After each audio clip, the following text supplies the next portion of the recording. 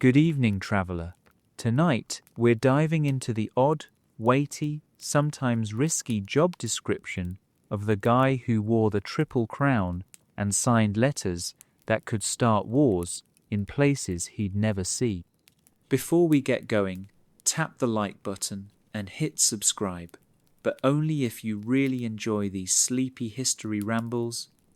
And let me know in the comments if these stories help you fall asleep and what the last moment you remember before you drifted off was. Before sunrise stains the tiles of Rome a dull rose, the apostolic palace already hums slow, like wind caught in cloister arches, because the man who sits at its centre never truly sleeps. He is bishop and monarch, shepherd and judge, successor of fisherman, yet master of marble corridors painted with stolen lapis. His ring seals kingdoms, his cough can rattle markets, and his shadow drapes every parish from the mist of Galway to the dunes of Acre. To trace a single day in his life, we must first pause here, on the threshold between legend and hallway, where myth breathes against wood, still warm from yesterday's sun, and iron keys chill the hand that turns them. The keys of St. Peter II crossed, one gold for heaven, one silver for earth, appear on every banner guarding these doors. But the real keys are simpler, wrought iron, heavy, smelling faintly of old oil and palms that have sweated with nerves while carrying them. Each dawn, the custode unlocks the private passage from the Pope's bedchamber to his chapel, signifying that the soul of Christendom may rise. The sound is small, yet clerks in distant rooms note it subconsciously. Birds in the palace garden pause mid-trill. Even street hawkers below the leonine wall claim they sense a ripple in the dust. No proclamation is needed. Power announces itself in silences between hinges. Step inside. The air is cool, filtered by centuries of incense, lime wash, and whispered dread. Marble floors gleam, though torches have burned them smoky brown in patches. The slabs came from quarries that once fed emperors, repurposed now for a different empire. Frescoes overhead depict celestial choirs, but nearer the wainscot you'll find small chips where dagger points tested sharpness while guards passed dull hours. The palace wears sanctity the way a veteran wears medals proudly, but with scars showing beneath the gilding. To many outside these walls, the Pope is distant miracle, glimpsed perhaps as a white speck blessing crowds. Here, he is the axis on which every corridor bends. Messages slide under doors at all hours, a Sicilian bishop begging for troops against bandits, a Bohemian queen pleading annulment, a Florentine banker reminding the apostolic camera of unpaid interest. Scribes sort petitions by urgency and flattery, knowing that ink mixed with flattery flows faster through red tape. They scurry like mice in scarlet gowns, yet even they speak of His Holiness in breathy half-sentences, as sailors whisper about storms too large to chart. The palace itself is a map of competing forces, private apartments, modest by royal standards, open into reception halls, large enough to echo a human heart back as thunder. Beyond lies the consistory, where cardinals debate taxes and excommunications beneath chandeliers of blown Venetian glass. Their rubrics and rubies glitter alike, yet every man keeps one eye on the throne, aware that doctrine can pivot on a cough from the dais. Slightly farther, secret staircases leading to the archivum, where parchment sleeps in cedar chests, sealed with wax older than some kingdoms. Rumour insists a single shelf there contains letters capable of shattering dynasties' confessions of kings, confessions of queens, maps of heresies, not yet named yet. The locks are triple, the torches few, and the dust thick enough to muffle conspiracy.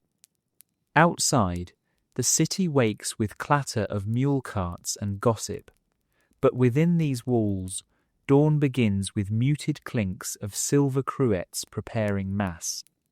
The Pope's first task each day is not diplomacy, it is choreography, vesting, praying, crossing threshold in step with acolytes whose candle flames wobble like nervous courtiers.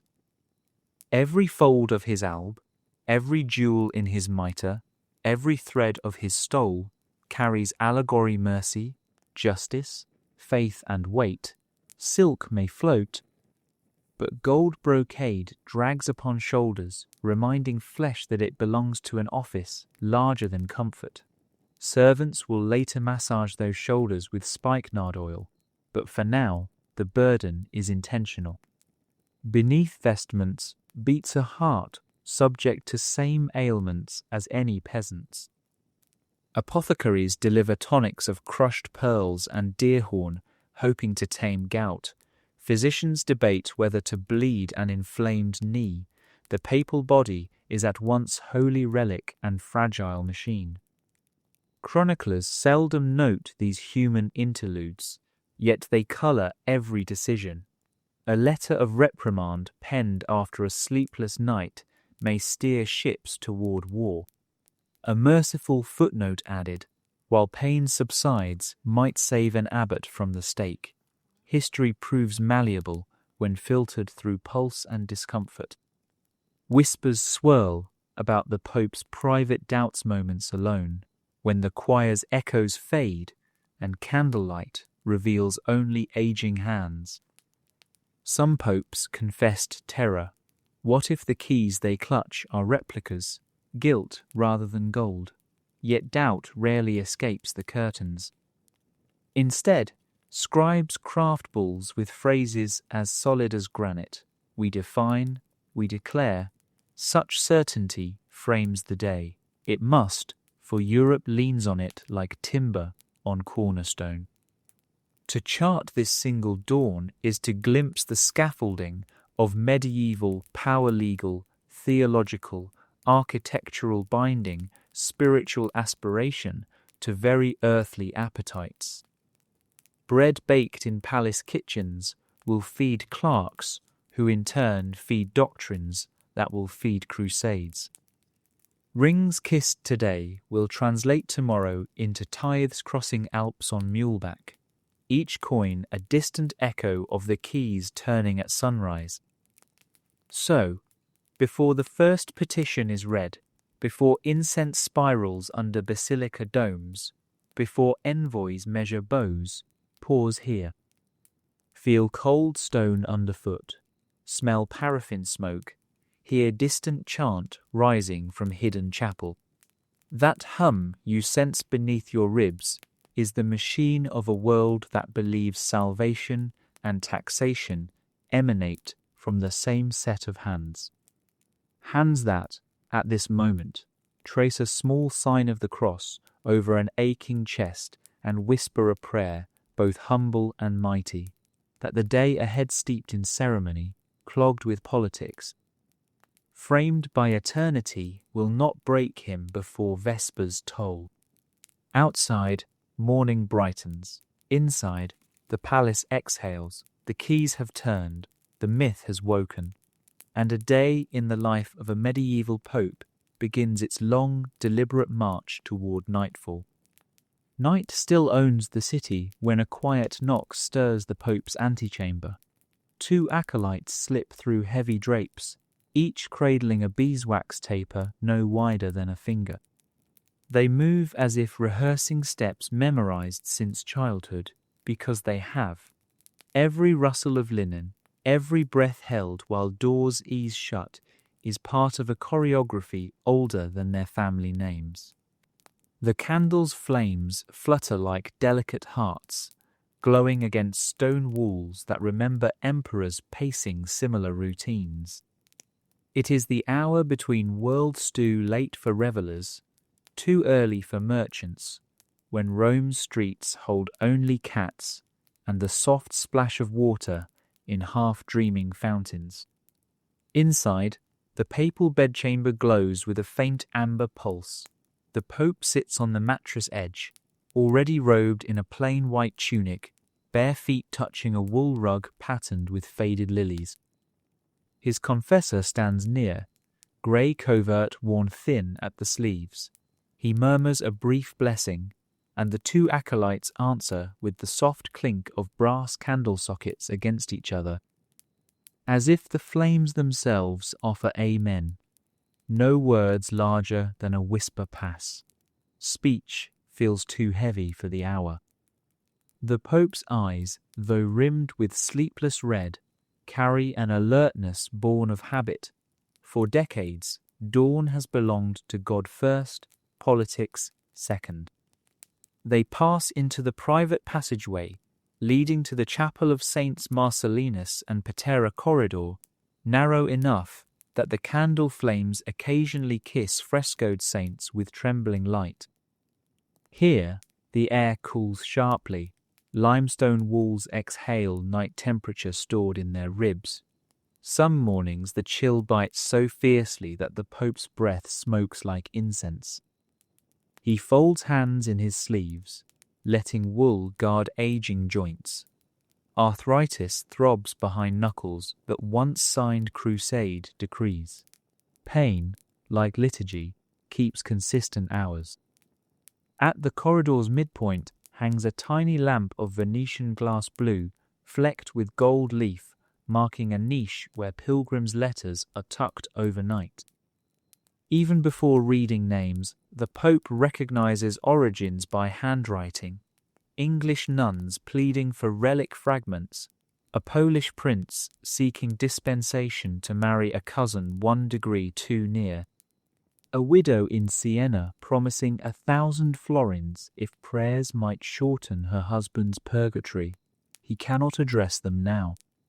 But he slows, fingertips brushing the parchments, a silent assurance that he has noticed. The letters rustle softly, perhaps convinced they have been heard. The chapel door stands only 7 feet tall humility carved in walnut. As the key grates, hinges exhale a low moan like distant thunder. Inside, 16 polished marble steps descend into a space that smells of myrrh resin and centuries of midnight wax. The acolytes walk first, mapping shadows. Their footsteps click, each echo overlapping like prayer beads sliding through fingers. High above, a lantern swings gently, reflecting candle glints across mosaics of peacocks and palm fronds. Some tiles are missing, others glow a deep cobalt that seems to drink the flame rather than reflect it. Matins officially begins once the Pope's slipper touches the lowest stair. A choir of 8 canons waits behind a wooden screen, cowls up, faces half concealed. Their voices open not with strength, but with patience, syllables of the invitatory psalm drifting in plainsong. Domini, labia mea appares. O Lord, open my lips. The melody is modest, meant to guide half-asleep souls rather than dazzle. It moves like a slow river, cresting only on Deus in adjutorium meum intende, God, come to my assistance before sliding back to stillness. Marble amplifies every breath, so the room itself seems to sing. Shadows pulse on walls like heartbeat beneath skin of fresco. The Pope kneels on a cushion embroidered by Poor Clare's the year of his election. He carries no staff here, no tiara, only a rosary of carved olive wood, smoothed to satin by decades of handling. As verses weave through space, he fingers each bead, though lips barely move. The liturgy is inside him now. The Psalter's Latin flows behind closed eyes like water under ice. Outside, the moon dips lower, casting stray silver through a high oculus onto floor mosaics depicting vines and doves. The light creeps inch by inch until it grazes the papal shoulder, turning white wool spectral.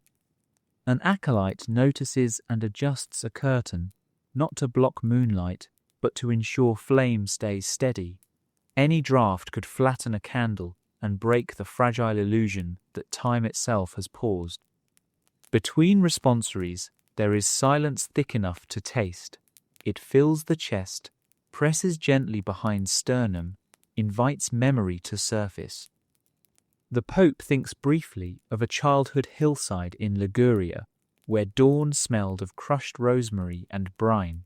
He wonders if the boy he was would recognize the man kneeling now. The thought lingers only a breath before dissolving into the next antiphon. At Lourdes, just before light nudges horizon, the cannons shift pitch upward, as though the sun already glows beyond stone. A single thurifer steps forward, swinging a censer.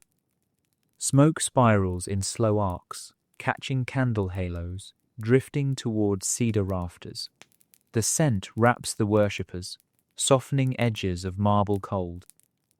In these coils of perfume, divine distance feels momentarily bridged. The Pope's shoulders drop, releasing a tension stored since yesterday's arguments over French tithes and German abbacy disputes. When final psalm ends, the choir holds the closing, Amen, for a measure longer than notes require.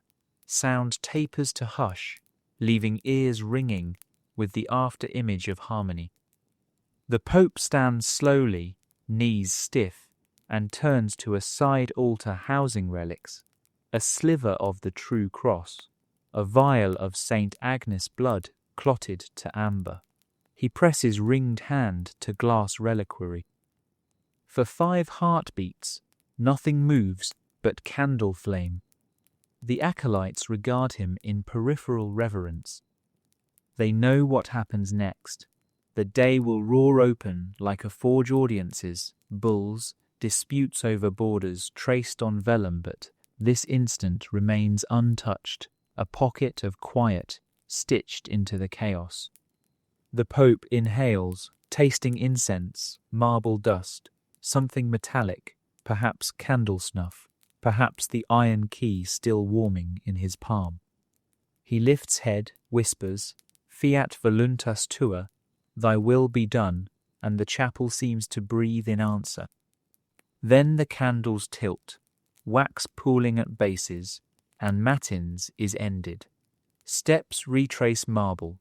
The corridor warms slightly as kitchen fires in distant rooms spring awake. Letters await reading. Envoys await audiences. Europe awaits verdicts. Yet beneath every decree today will echo these dawn hymns, quiet as candle drips, steady as rosary beads, gliding through a tired but resolute hand. The acolytes close the chapel door. The key turns again, softer this time, as if reluctant to break the spell. Outside, the first sparrow dares a chirp, night exhales, and roam along with the man who bears its highest burden enters morning. Matins has ended, but dawn still clings to windows like pale parchment when the Pope steps back into his private chambers. A small brazier glows near the wall, its coals perfumed with cedar to ward the damp that creeps from the Tiber at this hour. 3 chamberlains wait in practiced stillness. Each knows his part in a ritual as codified as any liturgy. They bow not deeply enough to slow the pace, yet far enough to remind even the Holy Father that before garments crown the body, humility must touch the air.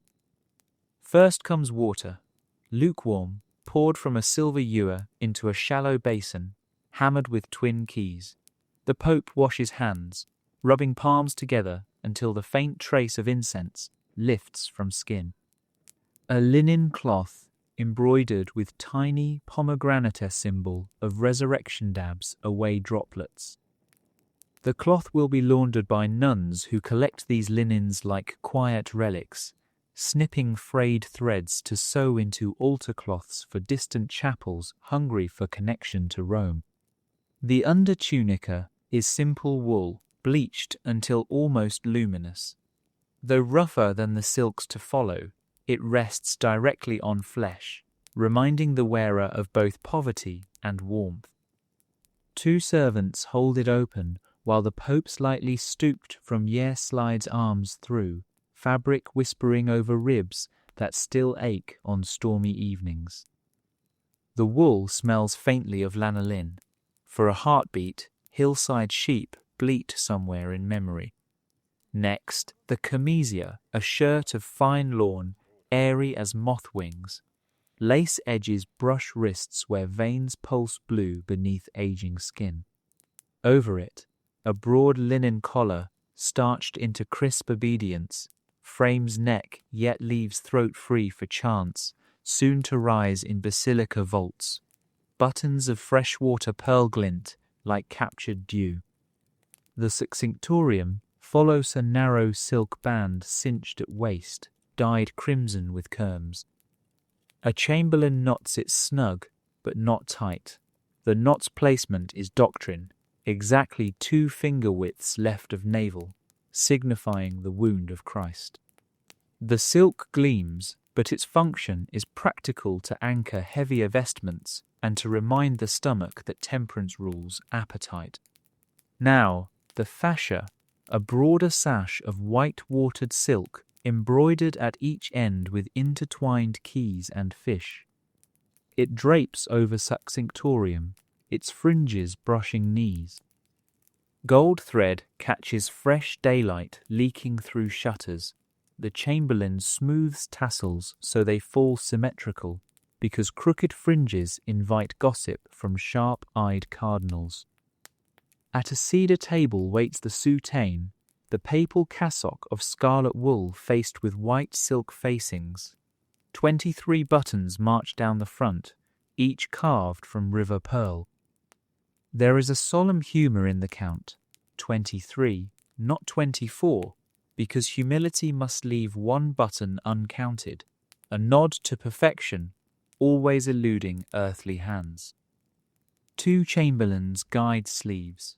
The weight settles across shoulders, and scarlet flares briefly, like dawn's final blush before sun rises full.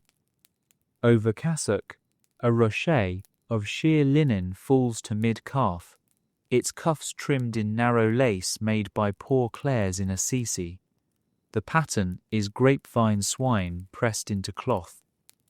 As it drops into place, the Pope feels a momentary chill.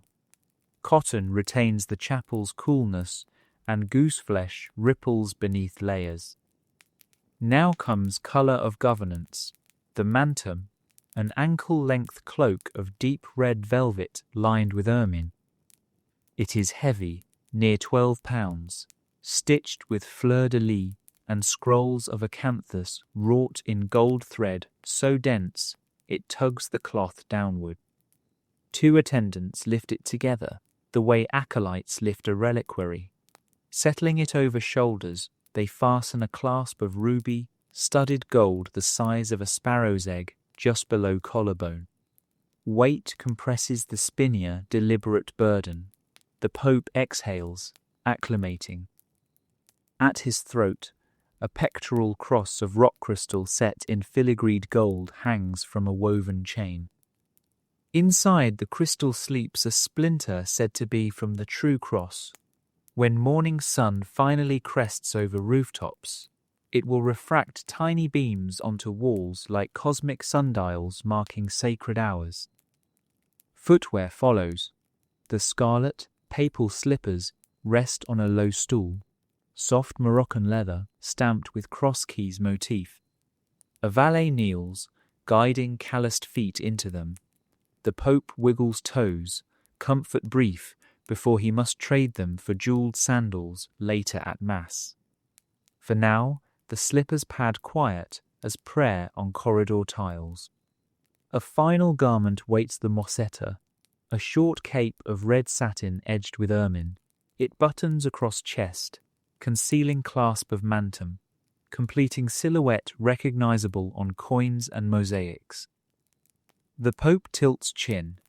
A valet ties beneath it a lightweight silk hood against morning draughts. Only the Camorro, the red velvet cap remains. Another servant lifts it reverently and settles it over tonsured crown. Its white ermine brim warms ears. Its rounded top keeps draughts from settling into skull bones. Dressing ends not with cloth, but with touch of metal, the ring of the fisherman. A master of papal wardrobe holds it aloft, candlelight winking along its circumference. Carved intaglio shows Peter casting net from boat. The ring slides over knuckle stiff with arthritis until it rests against wedding band of the church 2 circles, 2 vows. When the ring seats fully, chamberlains step back simultaneously. A faint rustle of velvet signals ritual completion. Air in the room seems to seal like wax. For a few heartbeats, nothing moves. The Pope inhales, garment layers pressing chest like stacked psalters. He feels simultaneously fortified and vulnerable, wrapped in symbols, yet conscious of fragile bones within. Somewhere beyond shutters, a bell tolls prime. Time quickens. A scribe appears at doorway, with silver inkstand balanced on folded document. Petitions for today. He bows, the ink quivers. The Pope nods once, permission granted. The day's labours clamour beyond the threshold. Cardinals forming queues, envoys rehearsing speeches, cooks testing broth, guards polishing halberds until spears mirror the rising sun. But before stepping through that doorway, the Pope lifts right hand. A chamberlain dips thumb into little jar of balm scented with frankincense and lemon verbena. Dabs trace behind each era. Modest defence against enclosed air of committee rooms, soon to swarm with whispers. The scent is barely perceptible, yet as he crosses the threshold, it lingers, mingling with new sunlight. Scarlet, gold, whitall converge into a single impression, authority wrapped in ritual, stitched by invisible hands of tailors, widows, and saints.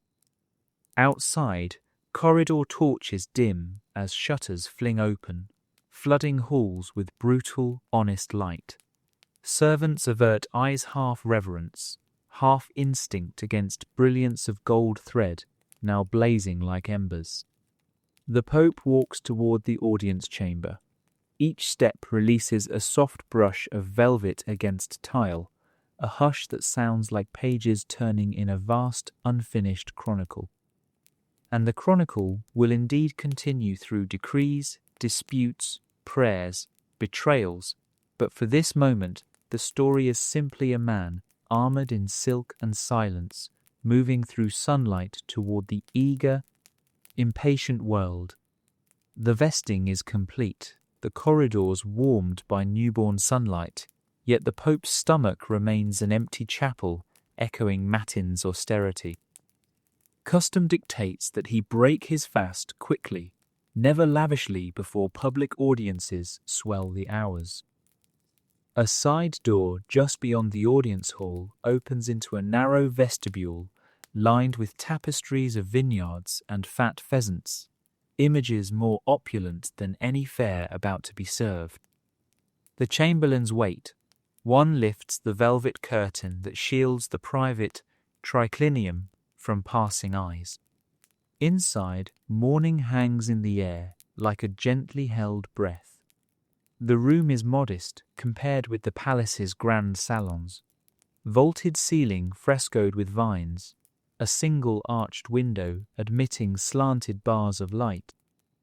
And in the middle, an oval walnut table, barely large enough for 4. A white cloth covers it, fringes stiff as parchment, where they were starched the night before.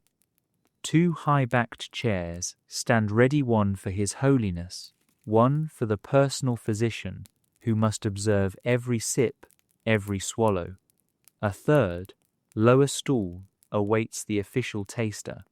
No one else may sit. The menu is spare but meticulous. A shallow bowl of almond milk, sweetened with a single drop of honey shipped from Rhodes. 2 thin slices of manchet bread, toasted over vine charcoal. 3 preserved figs soaked overnight in vernaccia, and a small porcelain dish containing ground pearls mixed with ginger and invigorant recommended by the Jewish physician Isaac ben Samuel, whose discreet brilliance keeps him tolerated by a court that otherwise mistrusts his faith. Alongside sits a silver spoon chased with grape leaves, a linen napkin folded like a sleeping dove, and a glass vial of emerald green cordial meant to cheer the heart and clear the humours. Before the Pope enters, the taster performs his quiet liturgy.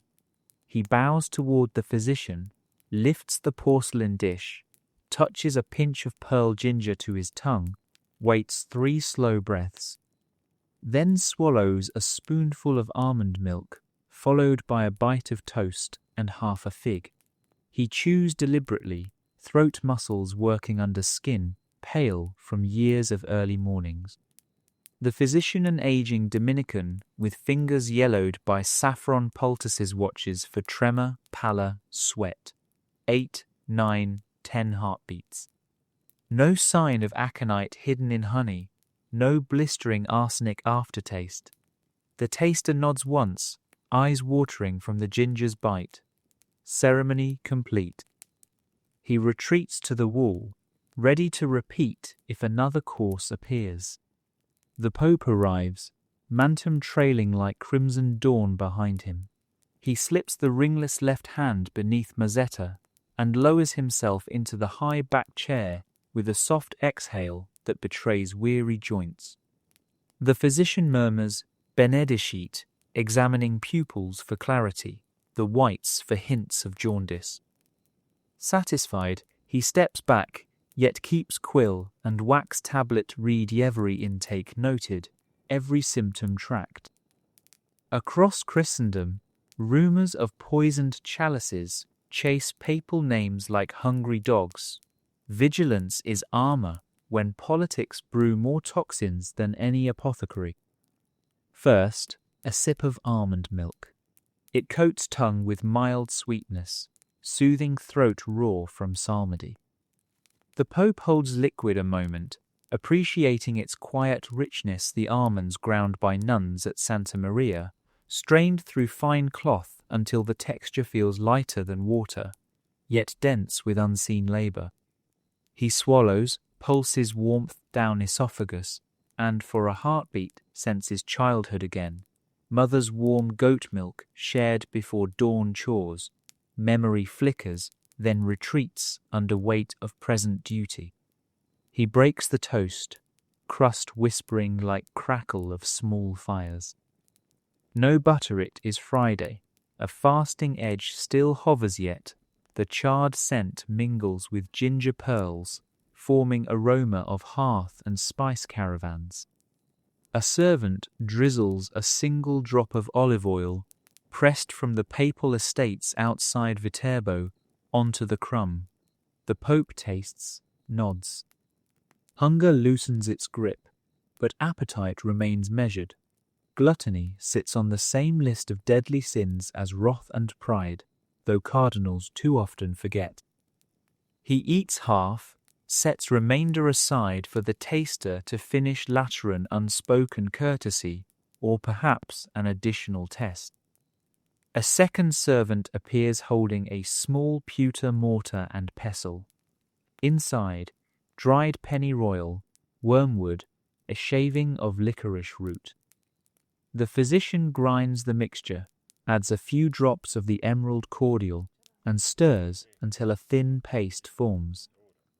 This will soothe the Pope's lingering gout, so they hope. It will certainly keep bowels regular, a concern seldom admitted in annals, yet dominating many a ruler's day. The paste smells bitter, but the Pope accepts it on the tip of a bone-handled spatula, placing it beneath tongue where bitterness grows, then fades to numbing cool.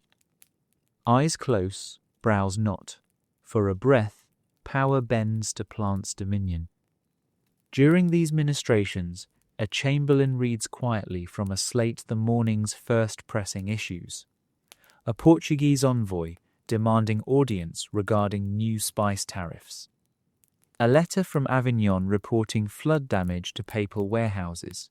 Rumours that a Lombard mercenary captain has kidnapped a Cistercian abbess for ransom. The Pope listens without looking, measuring urgency by cadence rather than content. Bread finishes, figs leave a gentle sweetness that almost masks bitterness coating teeth. He rinses palate with last sip of almond milk, then signals end by folding napkin twice horizontal, then vertical forming a perfect square. Servants retreat with trays, careful not to clatter. The taster exhales. Another morning survived, another marginal note in ledger. No harm detected. He will taste again at midday, at supper, at any unexpected collation, living always one swallow ahead of death. Meanwhile, the physician approaches with small crystal vial of rosewater. He dips cloth, dabs Pope's fingertips, ankle-schooling pulse points in what he claims prevents apoplexy. The scent mixes with ginger, almond, cedar, a bouquet uniquely papal, heavy yet strangely comforting, like a sanctified memory. Outside, bells of nearby parish ring terse. Pilgrims in square below shuffle toward basilica doors. The day's hunger physical, spiritual, political waits on the other side of oak panels. The Pope rises, joints creaking under mantum. He reaches for staff of ivory capped with silver crucifix. Its weight counterbalances fatigue. Before leaving, he touches physician's wrist a rare familiarity and says simply, "Pray this medicine guides clearer judgment than the last." The Dominican bows, unsure whether reference is to pills or to counsel. But records note, voice steady, colour good, appetite moderate. Duty fulfilled, he turns to replace herbal paste with clean mortar for tomorrow. Curtains part. Scarlet robes glide into corridor scented now with breeze of baking bread carried from palace kitchens. Servants follow like tides behind moon. In antechambers ahead, cardinals ready quills, envoys practice genuflection, scribes prepare ink still warm from lamp heat. And somewhere, perhaps in the mind of a distant conspirator, another vial is being filled, another plot simmered. But for this hour, the fisherman stands nourished, medicated, and unpoisoned body, tuned for the symphony of power soon to crash against his ears. A final candle is snuffed. Breakfast is memory. Time quickens. The audience chamber doors yawn open to swallow the day and the man, layered in silk and chains of gold, steps forward to meet it, stomach no longer empty, but never entirely at ease. The audience chamber is not the grand basilica most pilgrims imagine. It is an oblong hall, panelled in walnut and smelling faintly of beeswax, parchment, and the anticipation of men who believe they can bend destiny with a well-timed bow. High, narrow windows admit shafts of white light that slice through incense haze left by an earlier acolyte, turning dust motes into tiny, drifting stars. A row of carmine-cushioned stools lines each wall, already occupied by cardinals whose robes rustle like restless poppies in a field waiting for wind. They rise when the Pope enters not fully, lest pride imply equality, but enough to display deference. Scarlet sleeves flutter, rings gleam, eyes dart to gauge who kneels fastest, who lingers a heartbeat too long. Hierarchy here is measured in silk inches and pulse beats. The master of ceremonies intones titles, while a scribe with goose quill lists sequence of audiences on a waxed board, erasing and rewriting each time protocol shifts. The wax glistens under lamplight, a battlefield of smudged names. First come the routine petitions. A Benedictine abbot requests confirmation of land boundaries. A Venetian merchant asks permission to ship grain through papal ports duty, free. A Spanish bishop presents relic fragments doubtful bone splinters in, hopes of securing indulgence sales. The Pope listens, fingers resting on armrest lion heads, carved so smooth they shine like river stones. Occasionally he raises a hand. A clerk steps forward and whispers detailed swate of tithe arrears, credibility of miracles claimed, political fallout in distant courts. Decisions render quickly, voice calm, each phrase beginning with nos in apostolic apotastate, we in apostolic power. Behind petitioners cluster secretaries carrying leather folios. They note subtle cust, the slight tilt of tiara, the tempo of papal breath to predict verdict before words fall. A yes means they will dispatch letters sealed with lead bullae before sunset. A no means drafts will vanish into baskets, scraped parchment recycled for less ambitious pleas. Mid-morning light climbs walls, revealing fresco of St. Peter receiving keys. The artist painted Peter's eyes too large, as if foreseeing centuries of vigilance required of those keys' bearers. Below, real keys jingle at belt of a Swiss guard shifting weight near door, halberd reflecting flickers from candelabra just lit to counter sunbeams now angling higher. Tension thickens when the Portuguese envoy steps forward, brocade doublet shimmering teal beneath fur-trimmed cloak. He bows with flourish, produces scroll-bearing king's seal heavy with beeswax and embedded sapphire. He speaks of spice routes threatened by Moroccan corsairs, requests papal letters urging Christian princes to supply galleys, but notes from Avignon warn Portuguese crown also withholds overdue Peter's pence. The Pope's gaze rests on envoy's jewelled dagger hilt a reminder that diplomacy wears blades as readily as velvet. After measured silence, he promises a commission of inquiry, neither refusal nor assent. The envoy bows again, smiles strained, exits to recalculate leverage. Next approaches a Florentine banker, Luca degli Albizzi, smooth as polished olive wood. He presents ledgers showing papal debts balanced with interest, most modest in Christendom. The Pope raises brow. Modesty, he knows, costs more than usury when dressed in pious phrasing. Yet construction of a new aqueduct for pilgrims falters without funds. A whispered exchange with Camerlengo ends in compromise. Partial repayment in indulgence certificates redeemable at local cathedral salvation monetized, ledger lines sanctified. Between audiences, pages replenish ink pots, their tiny steps masked by hemp-soled slippers. A steward refills brass braziers with cinnamon-scented charcoal, intended to soothe throats parched by prolonged rhetoric. Some cardinals discreetly inhale the spice, hoping it cloaks morning garlic. Others dab scented oil on handkerchiefs to ward illness. Rumour of plague in Siena flutters through hall like unseen moth. Amid routine hum, an unlisted visitor appears. Sister Angelica of the Poor Clares, escorted by 2 grey-robed friars.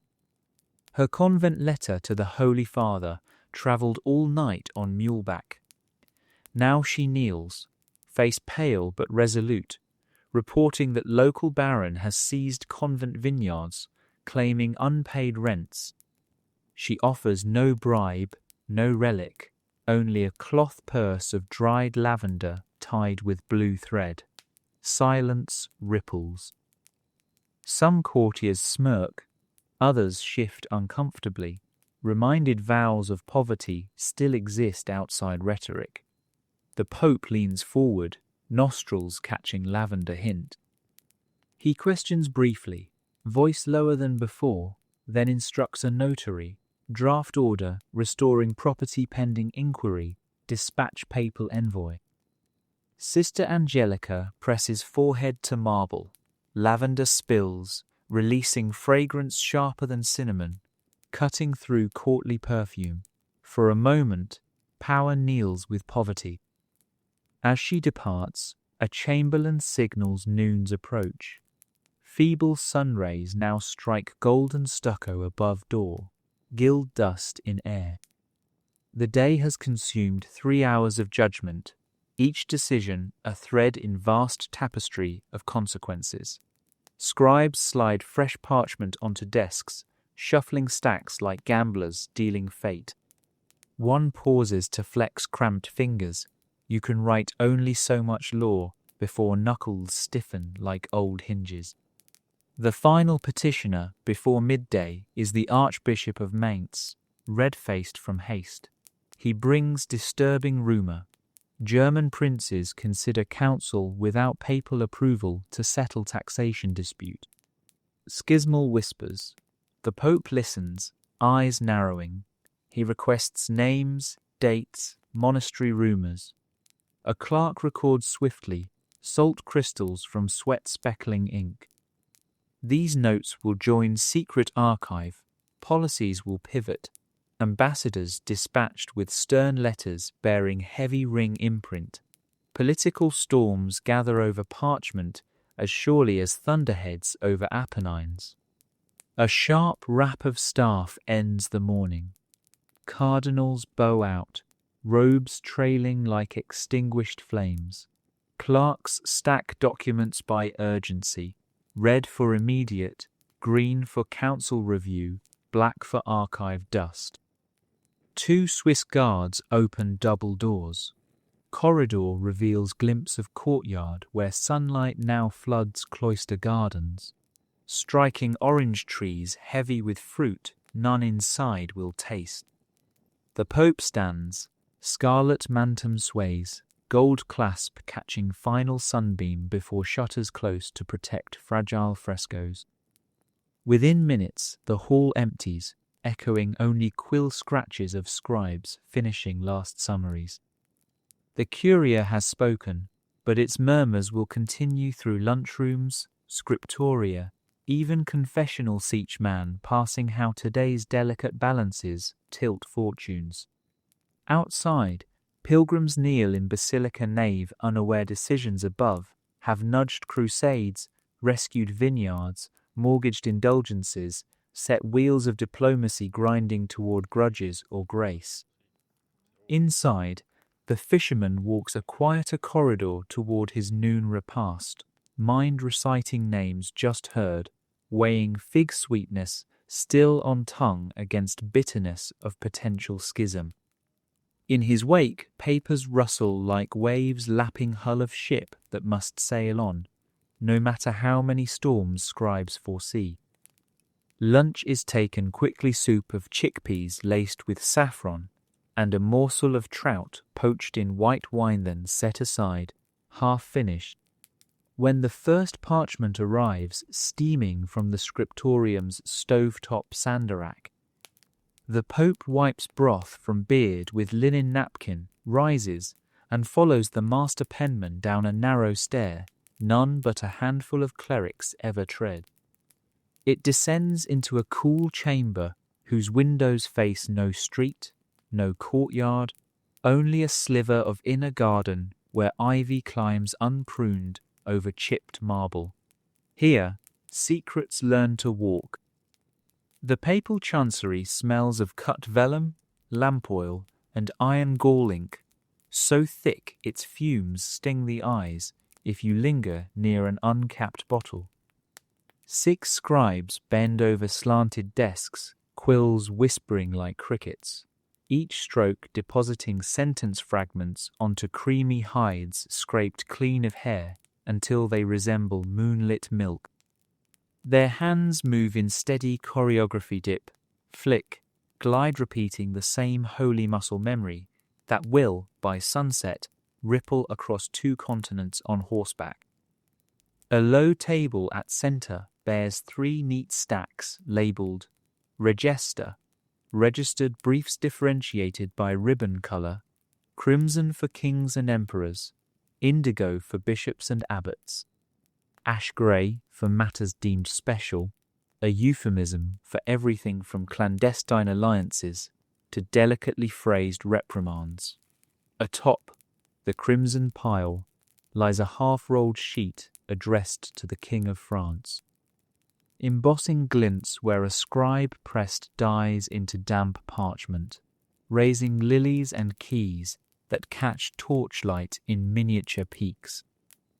The Pope sits before it. A desk boy scurries forward with goose quill trimmed fresh. Its nib splits so finely, the slit looks like a hair. He places it on bronze rest beside an inkstand shaped as Noah's Ark. Tiny carved animals queue up its ramp as though souls seek rescue in letters the quill will soon trace. The symbolism is deliberate. Everything in this room hums with layered intent, a silent sermon reminding clerks that writing can salvage or sink kingdoms. He reads the draft aloud, voice low. The French king demands papal arbitration in dispute over Aquitanian customs fees. The Pope's eyes flick to margin notes, summarizing political stakes. England's queen is French by birth, tensions brittle. Siding too openly with either crown might shatter the fragile truce at Calais. He lifts quill. A clerk tilts inkstand. The first word, Delectissime Fili Noster, our most beloved son, appears, followed by tempered admonition, veiled in fatherly concern. He chooses verbs cautiously. Exhortamus, we exhort, carries sternness. Rogamus, we request, invites cooperation. He settles on Menimus, we remind firm but not threatening, a finger laid gently on royal wrist. Between sentences, the quill pauses while he calculates resonance. How will this read aloud in Parisian council? Will courtiers hear rebuke or reassurance? He avoids explicit mention of papal gold tied up in French loans. Instead, he weaves a biblical analogy, Joseph storing grain against Faminetto, flatter, and caution simultaneously. Kings, he knows, envy Joseph's foresight. They rarely recall his imprisonment. Finished, he sands the wet lines, loose grains dancing briefly before brushed aside.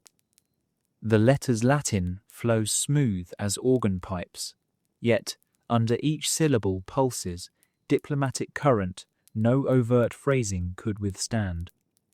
He nods to scribe, who lifts sheet to drying rack. Wax tablets record its presence. Register 218, 6th indiction. By week's end, it will ride north in leather tube strapped under courier's cloak, galloping from milestone to milestone, faster than plague rumours. Next, an indigo ribbon brief to Archbishop of Canterbury, dispute over appointment rights. This draft requires sharper edges. The Pope has grown weary of English kings planting favourites in cathedral stalls. He alters clauses, inserting phrase sub pena interdicti, under penalty of interdict, essentially threatening to close all churches in realm. He hesitates. Too harsh? He softens with conditional nisi, unless granting Archbishop narrow escape route. Mercy framed within menace, parchment becomes tightrope. While ink dries, a grey ribbon document waits special. It bears no salutation, no title, only coded cipher headings scribbled by a trusted notary. It concerns rumours that Teutonic knights burn pagan villages beyond mandate, enslaving converts. Publicly, the Church praises their zeal. Privately, atrocities jeopardize alliances with Polish princes. The Pope reads summary, lips pressing thin. He drafts short directive to Grand Master, investigation by Legate Theobald, suspending further campaigns until findings. Tone, paternal, disappointed, reminding that steel unsheathed against heathen must never tarnish brides of Christ. He signs with smaller flourish, as if brevity itself rebukes. Throughout the session, couriers arrive, kneel, depart bearing packets sealed with lead, bullae. The lead discs, cast earlier in hot moulds, cool now on copper trays. Obverse shows St. Peter and Paul reverse the reigning pontiff's name, encircling tiny cross. When molten lead pressed onto hemp cords hardens, it transforms words into legal granite. Breaking it is sin and felony. A notary heats nippers, clamps, seal around cords, embosses. Steam rises from contact, like breath leaving law's mouth. Afternoon sun climbs high. Shafts shrink to narrow spears that impale dust motes suspended mid-air. Outside, basilica bells toll sext. Within chancery, hunger rumbles. Yet quill strokes persist. Papal day measured not by meals, but by letters finished. A scribe's hand cramps. He swaps quill, flexes fingers. Ink smears on cuff. He winces scarlet robe hides stain, but penance later may include rewriting entire sheet by candlelight. Mid-draft, a pigeon coos on window ledge.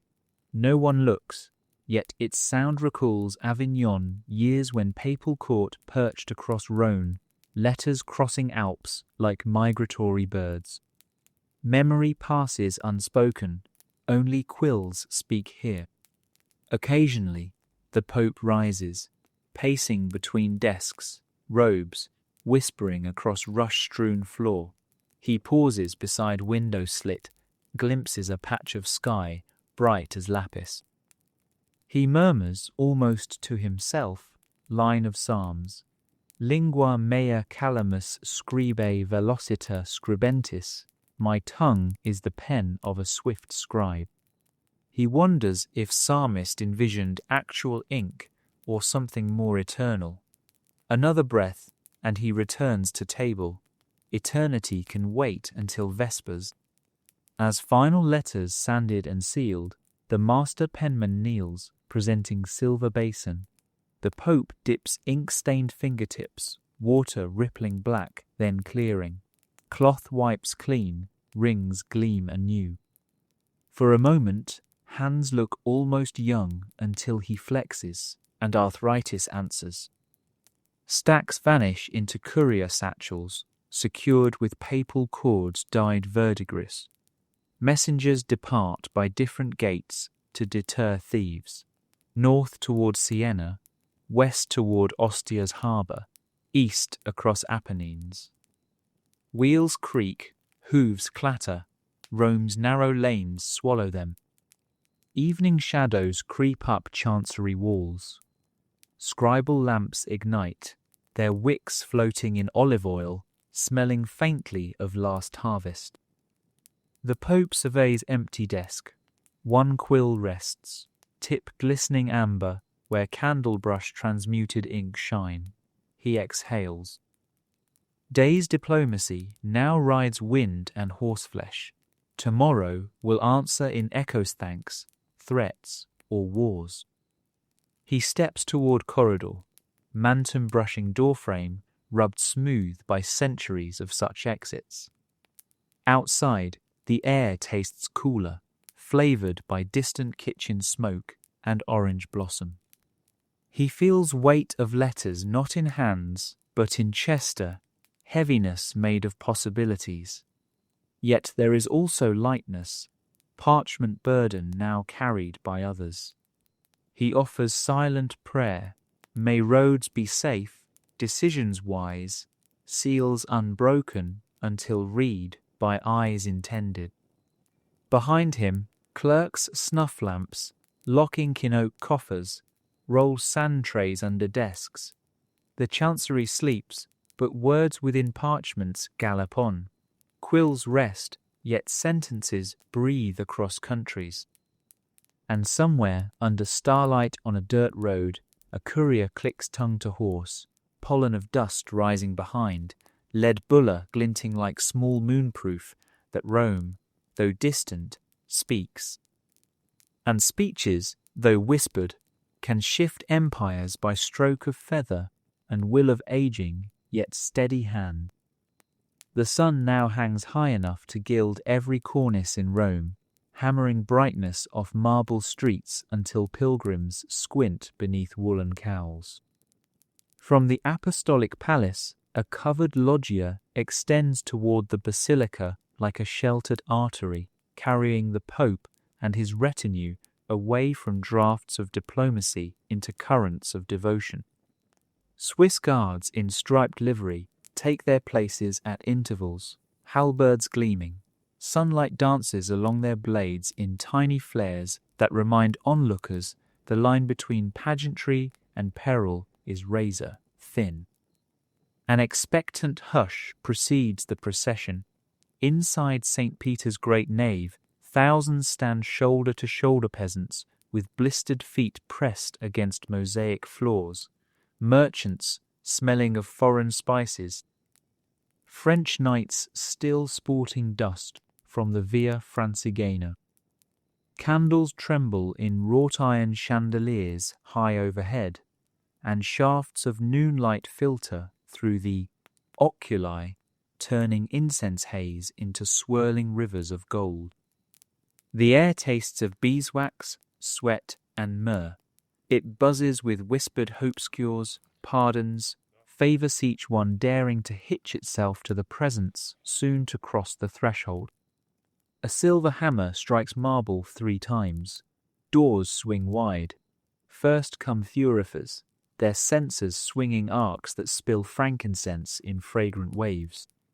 The smoke curls around advancing acolytic torches, painting aureoles over young faces. Next, march cannons in surplices so starched they creak, followed by cardinals arrayed like a moving wound of crimson, rings flashing as they clutch breviaries. Behind them, choirmasters guide boy sopranos, whose voices shimmer just above human chatter, fragile as glass, yet clear enough to crack distraction. Then he appears. The Pope steps onto the marble, mantum pulled red around sandaled feet, Camorro shading aging brow. A collective inhalation passes through nave like wind over wheat. Pilgrims fall to knees. Some sob outright, others whisper, Sanctus, as if the syllables alone might sponge sins from ragged souls. Guards flank him, but their halberds tilt respectfully outward. Danger points away from the man who carries 2 keys stitched on chest and countless expectations on shoulders. The choir intones the introit, Ecce sacerdos magnus, behold the great priest. Harmony climbs nave columns, curling into apsidal vault, lingering among saints rendered in tesserae and gold leaf. Each note lands upon the Pope's back like gentle hands steadying him toward altar many paces ahead. He moves slowly, not from infirmity alone, though joints ache beneath weight of vestments, but to allow eyes time to meet eyes, hand time to raise in blessing, moment time to carve itself into pilgrims' memories. He ascends altar steps carpeted in Persian silk, regards monstrance already aglow with flickers from dozens of beeswax tapers. The corporal cloth lies crisp, folded corners aligned with geometric precision rivaling any mason's square. Deacons arrange missal and chalice in silence, choreographing ritual as seamlessly as scribes arranged politics earlier. Here, parchment rules yield to rubrics measured in breath and bell. The liturgy of the word begins. A subdeacon chants epistle in lilting Latin. Peasants catch only cadences, yet feel holy grammar vibrate sternum. When the gospel is sung, acolytes raise jeweled book high, light glints off sapphires so brilliantly some swear letters float mid-air. The Pope traces sign of cross upon forehead, lips, heart. He speaks homily brief, but pointed about nets and fishermen, humility and burden. No mention of tariffs or crusades, yet metaphors slide deftly between lines, reaching ambassadors lurking behind pillars. A king's envoy hears admonition to mend nets torn by pride. A merchant interprets counsel on humility as hint to lower loan rates. Scripture wears many masks. Offertory follows. A Lombard noble presents wheel of cheese, symbol of his valley's tithe. A Spanish guild offers beeswax pillars taller than their tallest apprentice. Sister Angelica's lavender pouch rescued vineyard's first fruit rests atop offertory table, scenting air with subtle protest against greed. The Pope receives each gift with measured nod, placing loaf beside chalice, coin purse near paten bread and silver, equally essential to Church's restless body. At consecration, silence congeals so thick it seems to muffle candle crackle. The Pope lifts host, sunbeam pierces clerestory, striking white wafer until it glows like miniature rising moon. Bells tinkle, hundreds of backs bow. The nave becomes forest of bent spines, and the only upright thing is that fragile disc poised between trembling fingers. For heartbeat upon heartbeat, kingdom and beggar share identical posture dust to dust, hopeful knees bruising identical marble. Finally, the rite releases breath. Pax Domini sit semper vobiscum. The peace of the Lord be always with you. Cardinals exchange formal nods, knights clasp forearms, peasants touch foreheads, shy to meet strangers' eyes, yet eager to catch stray grace. Meanwhile, cannons prepare patens like small boats, ferrying body of Christ across sea of upturned faces. Guards step aside, lines ripple forward. The Pope does not distribute, communion arthritis would slow flow, but he blesses Cyboria as deacons fan out. Amid the bustle, he kneels silently on faldstool off to side, eyes closed, lips forming private petitions. Perhaps he prays for strength to outlive French king's irritation, or for gout to spare him tonight, or for humility to see siblings rather than subjects in kneeling throng.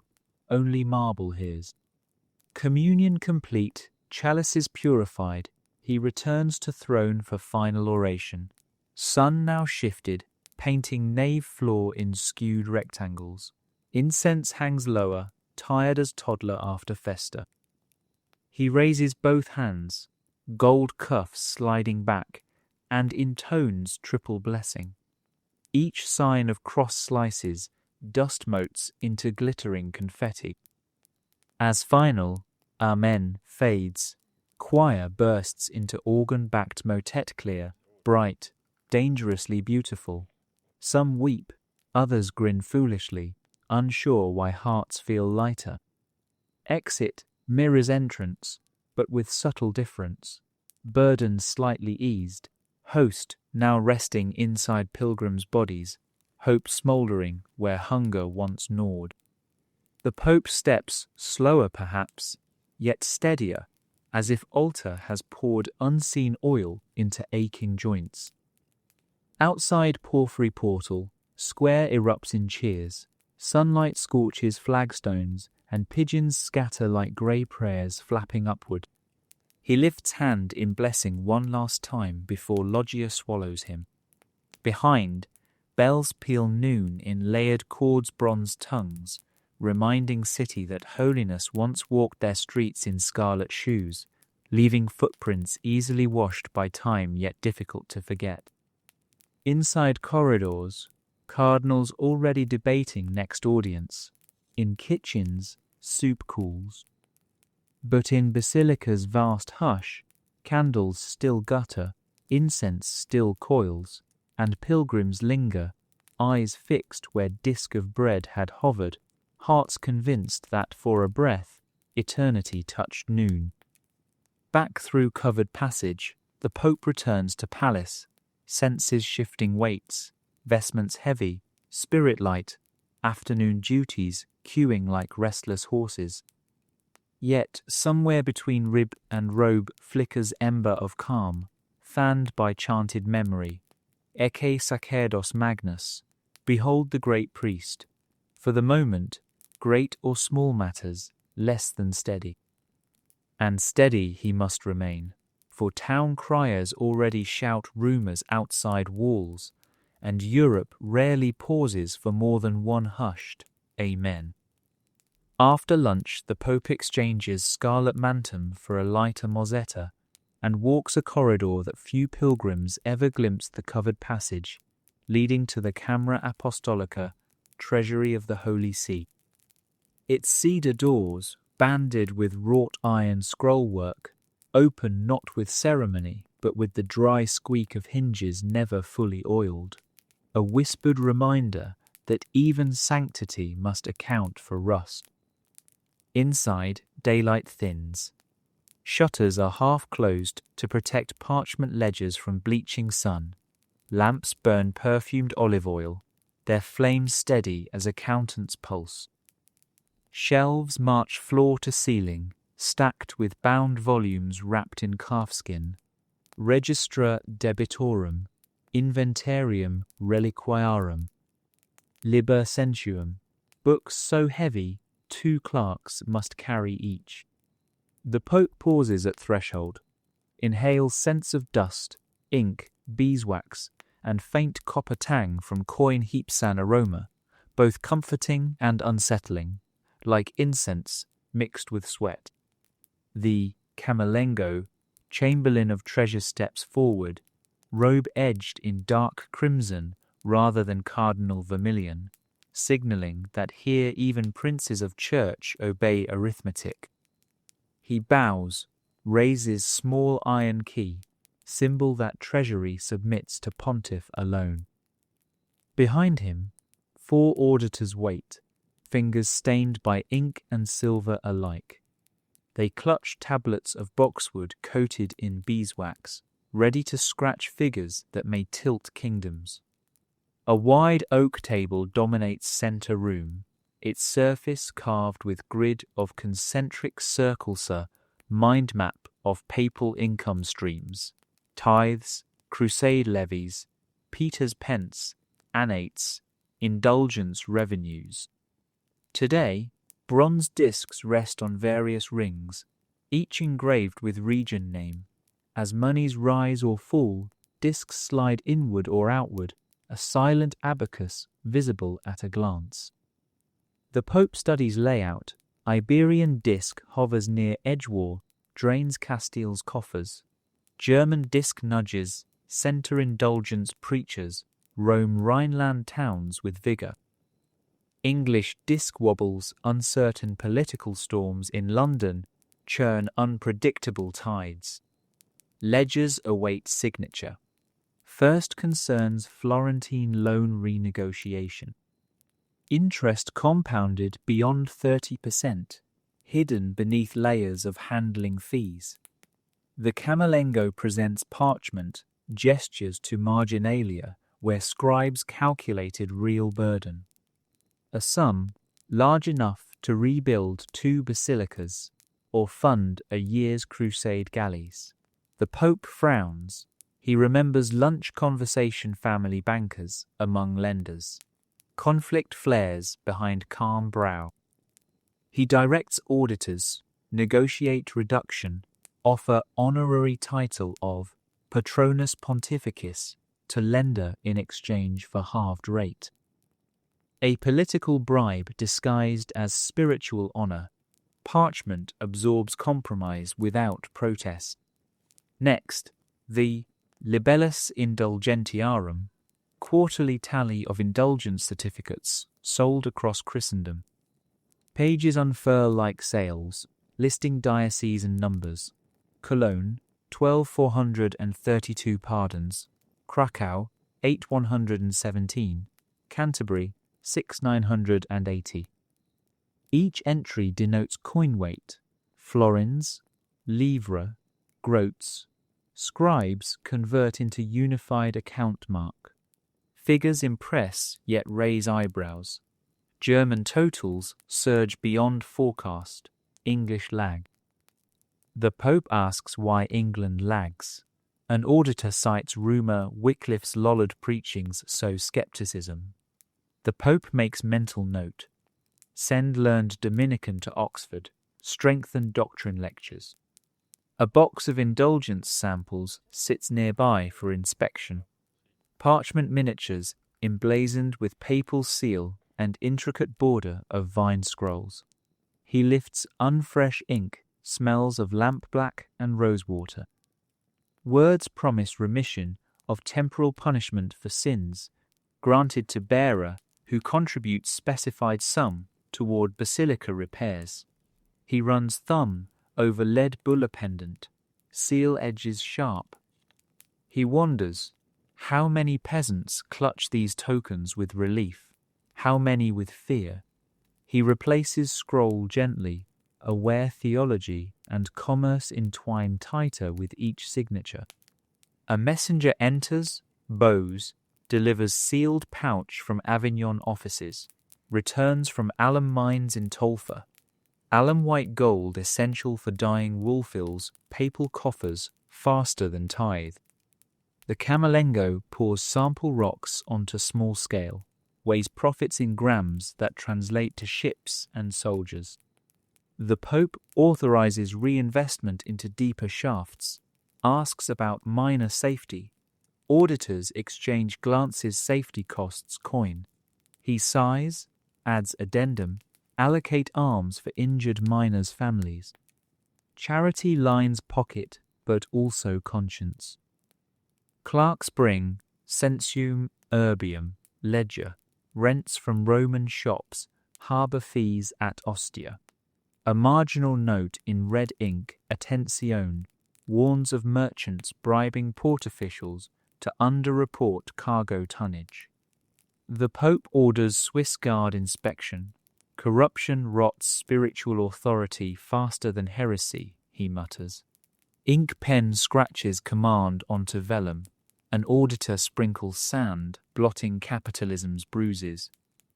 At side desk sits Thesaurus Reliquiarum, inventory of relics available for loan to dioceses raising cathedral funds. A ruby-set monstrance holds finger bone of St. Agnes. Church in Bruges offers 1,000 florins to host relic for month-long pilgrimage. Pope approves, stipulating half of proceeds funds hospital for poor. Holiness travels entwined with gold miracles measured alongside market days. A young clerk approaches, trembling, bearing parchment with holes along margin chewed by mice in archive basement. It's a forgotten debt deed from a Sicilian count repaid decades ago, yet still marked outstanding. Cancelling it could win loyalty. The Pope chuckles softly, instructs cancellation. Clerk bows, relief washing over cheeks. Hour passes, scrolls signed, ledgers sealed with papal monogram. Camerlengo brings final tray, 6 wax seals cooled, cords ready to tether parchment to treasury chests. Pope presses fisherman's ring into wax, imprinting authority into looping red twine.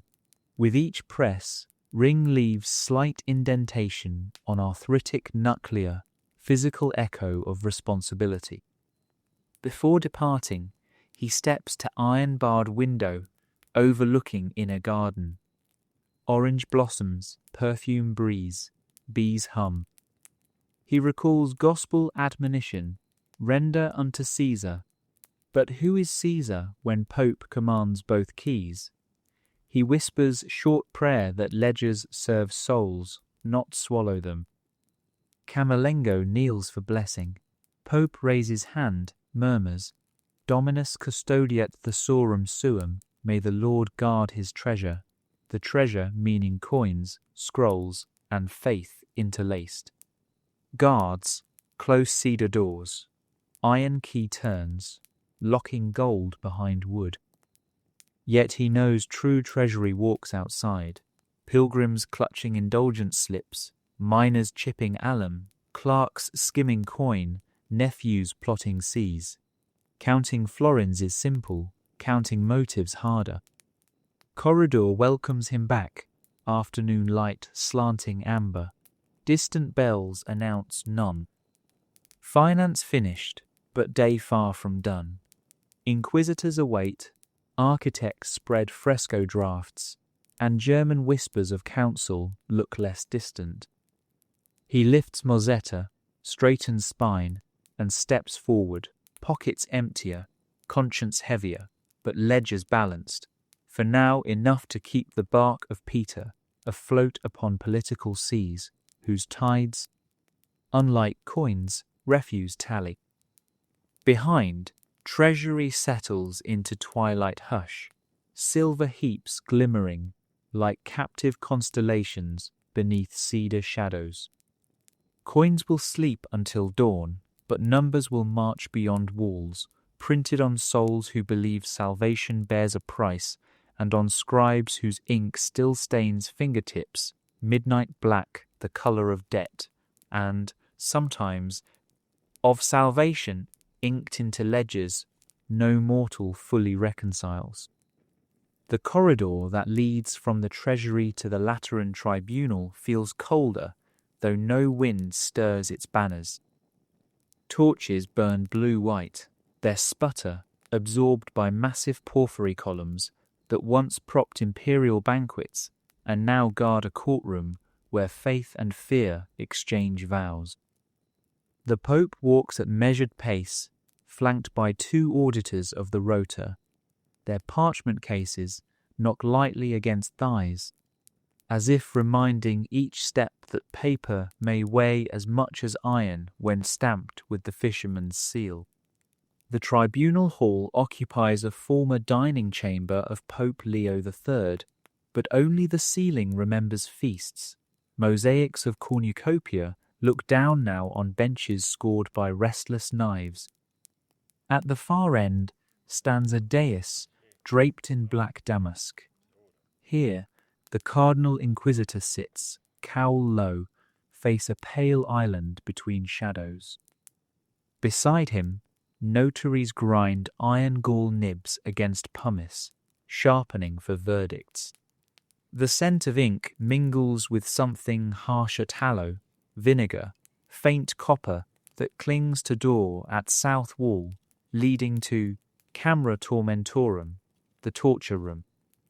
Its threshold is iron-bound oak, polished smooth by hands that never entered voluntarily. A scribe reads the docket.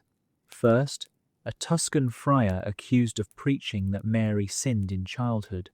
Second, a Roman widow suspected of midwife sorcery. Third, a German student caught with forbidden Arabic treatise on optics. Their chains jingle soft counterpoint to the Te Deum, murmured by choir beyond latticed screen music, woven into procedure, to remind all ears that justice, however blood-spattered, sings beneath God's wings. The Pope takes his place behind translucent curtain. Protocol keeps him half unseen, guiding without overshadowing judges' autonomy. He feels ache in lower spine, wonders whether earlier almond milk has settled. Long trials test more than doctrine. The friar stands first. Shackles wring ankles, yet he straightens, sun-browned cheeks hollow from fasts. He recites Nicene Creed flawlessly before Inquisitor cuts him off, demanding explanation of infant sin. The friar quotes apocryphal Syriac hymn. Latin translators scribble furiously. Cardinals exchange glances. Syriac suggests Eastern contamination. Debate unfolds in careful scholastic Latin. Syllogisms stack like chess pieces while friar trembles, aware that one misplaced term can topple board. After an hour, verdict suspended. Further examination of him ordered. Chains clink. He is led toward torture chamber, but only to await, not yet to bleed. Psychological edge is often sharp enough. Next, the widow. Grey hair escapes kerchief, eyes dull from sleepless nights in damp cell. Charges. Using mandrake to hasten labour, uttering charms to still breech births. Midwives in gallery murmur. They know mandrake steals pain when prayer fails. Inquisitor asks if she owns herbal grimoire. She produces ragged pamphlet of psalms and marginal notes recipes in vernacular. Notaries sniff pages for brimstone, find only time. Yet superstition is heresy's gateway. She is offered ordeal by cold water. She declines, kneels, pleads guilty to ignorance, not malice. The Pope lifts curtain edge, whispers to Dominican consultor. They weigh mercy against precedent. Verdict: penance pilgrimage to 7 Roman churches, confiscation of herbs, 3 public flagellations. She bows, relief and dread interlaced pilgrimage.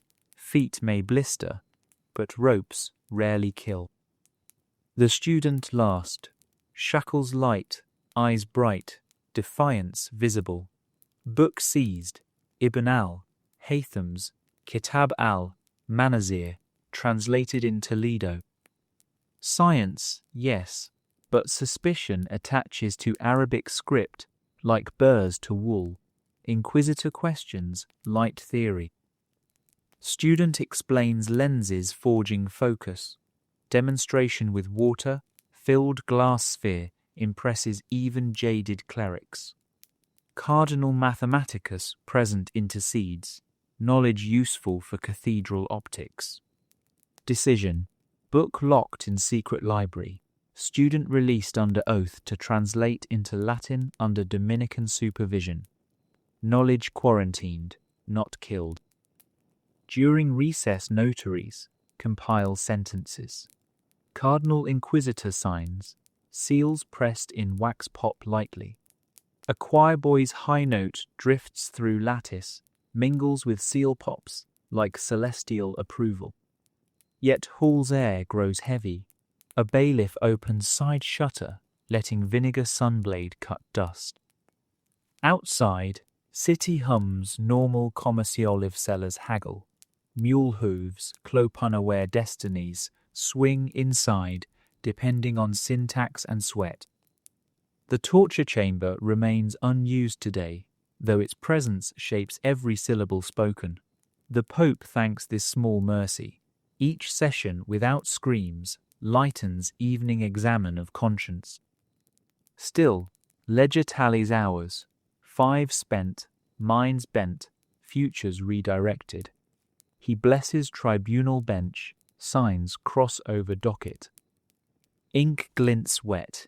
His ring imprint dents wax one more time another soul accounted for, none quite lost, none wholly safe. Clerks stack parchments, sand them, carry to archive, where judgments sleep under cedar beams.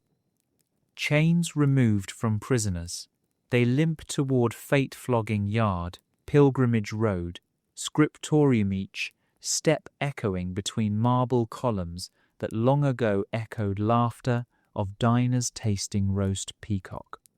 Now they taste censure, yet live. The Pope steps into cloister garden adjoining hall. Lemon trees scent air, he exhales, drawing fragrance to chase courtroom musk. A sparrow lands atop statue of justice holding broken sword. Bird chirps, drops feather.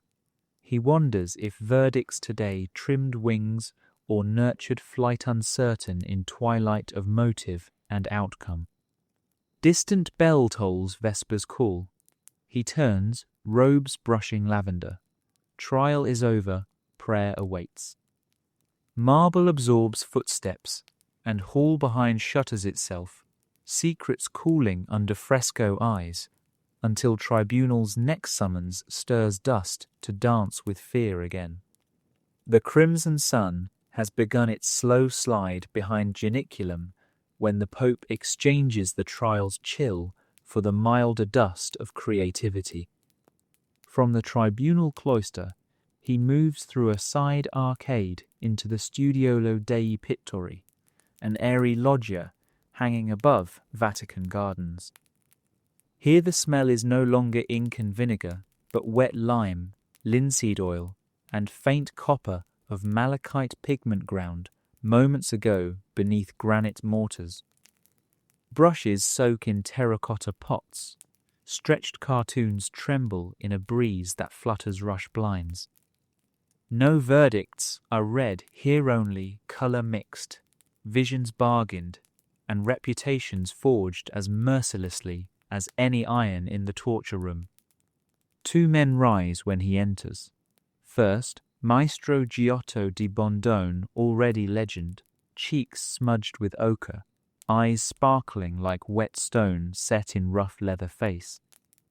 Beside him, the younger Pietro Cavallini, nervous but hungry, fingers stained ultramarine from lapis ground finer than flour. Both bow, not with curial polish, but with craftsman's earnest respect. They are equals nowhere but here. Beyond these walls, cardinals outrank painters, yet in this loggia, even princes of church pray the pigment dries true. Rolled on a cedar table lies a fresh cartoon. The future, Navicella, a vast mosaic planned for the portico of old St. Peter's. It shows Peter's fishing boat tossed in night storm, Christ walking toward it across churning Tessera Sea. Giotto gestures, explaining rhythm of figures, how diagonal mast forms cross guiding eye to Saviour. He speaks Tuscan lilt, scribes jot Latin precis for archives. The Pope studies design, sees not just devotion but propaganda. The bark of Peter, braving chaos metaphor for church amid schism whispers. He traces boat outline with fingertip, lime dust clinging to ring, and murmurs, "Make the waves higher, let fear be clear before hope arrives." Giotto nods, chalk already poised. Behind him lean wooden maquettes, one of a new transept chapel, another of a papal tomb. The Pope walks to tomb model, miniature sarcophagus flanked by carved virtues. Architect Arnolfo di Cambio emerges, hands folded in dust-white cloak. He explains proportions low plinth so pilgrims kneel close, canopy pierced so lamp smoke escapes, effigy restful yet vigilant. The Pope smiles, vigilance even in death suit's message. He requests slight tilt of effigy headface angled toward main altar. "So even my stone hears mass," he says. Arnolfo notes adjustment. A steward enters bearing polished shell filled with damp plaster. Cavallini demonstrates fresco layer intonaco gleaming wet like morning milk. He presses finger, leaves crescent. "Buon fresco," he says, must capture stroke before lime sets truth fixed while still alive. The Pope muses on parallels. Doctrine, like pigment, must sink deep while fresh. Later, revisions flake. He asks pigment recipe. Cavallini lists ingredients: lapis from Badakhshan, red from Spanish vermilion, green earth of Verona. Costs heavy. The Pope authorizes purchase, but insists label each jar with donor's name. Vanity can subsidize glory. Attention turns to scaffolding plan inside Sistine Chapel, an earlier, simpler ceiling long before Michelangelo. Framers propose starry vault of ultramarine. Gold stars require ducats equal to small fortress. Camerlengo present winces at expense. Giotto suggests cheaper imitation Galton leaf glazed with saffron. The Pope considers pilgrims may never know, but God. He weighs frugality versus awe. Decision, real gold on central rib, where eye drawn, tin elsewhere. Holiness focused, budget spared. He grants Giotto indulgence revenue from Cologne to fund difference, merging art with yesterday's ledgers. While assistants unroll secondary sketch a passion cycle, for Santa Maria Maggiore, Pope strolls open balcony. Evening air carries jasmine, distant lute chords from guard barracks. Below, gardeners water citrus. He reflects on power of images. Peasants forget bull decrees, but remember saints' eyes following them down nave. One fresco persuades more than 10 homilies if pigment stays bright. He whispers prayer that lime endures damp Roman winters better than fragile bodies he governs. Giotto approaches with small wooden panelan, experimental portable altarpiece. He demonstrates chiaroscuro, shading Jesus's cheek, innovation giving flesh roundness unheard.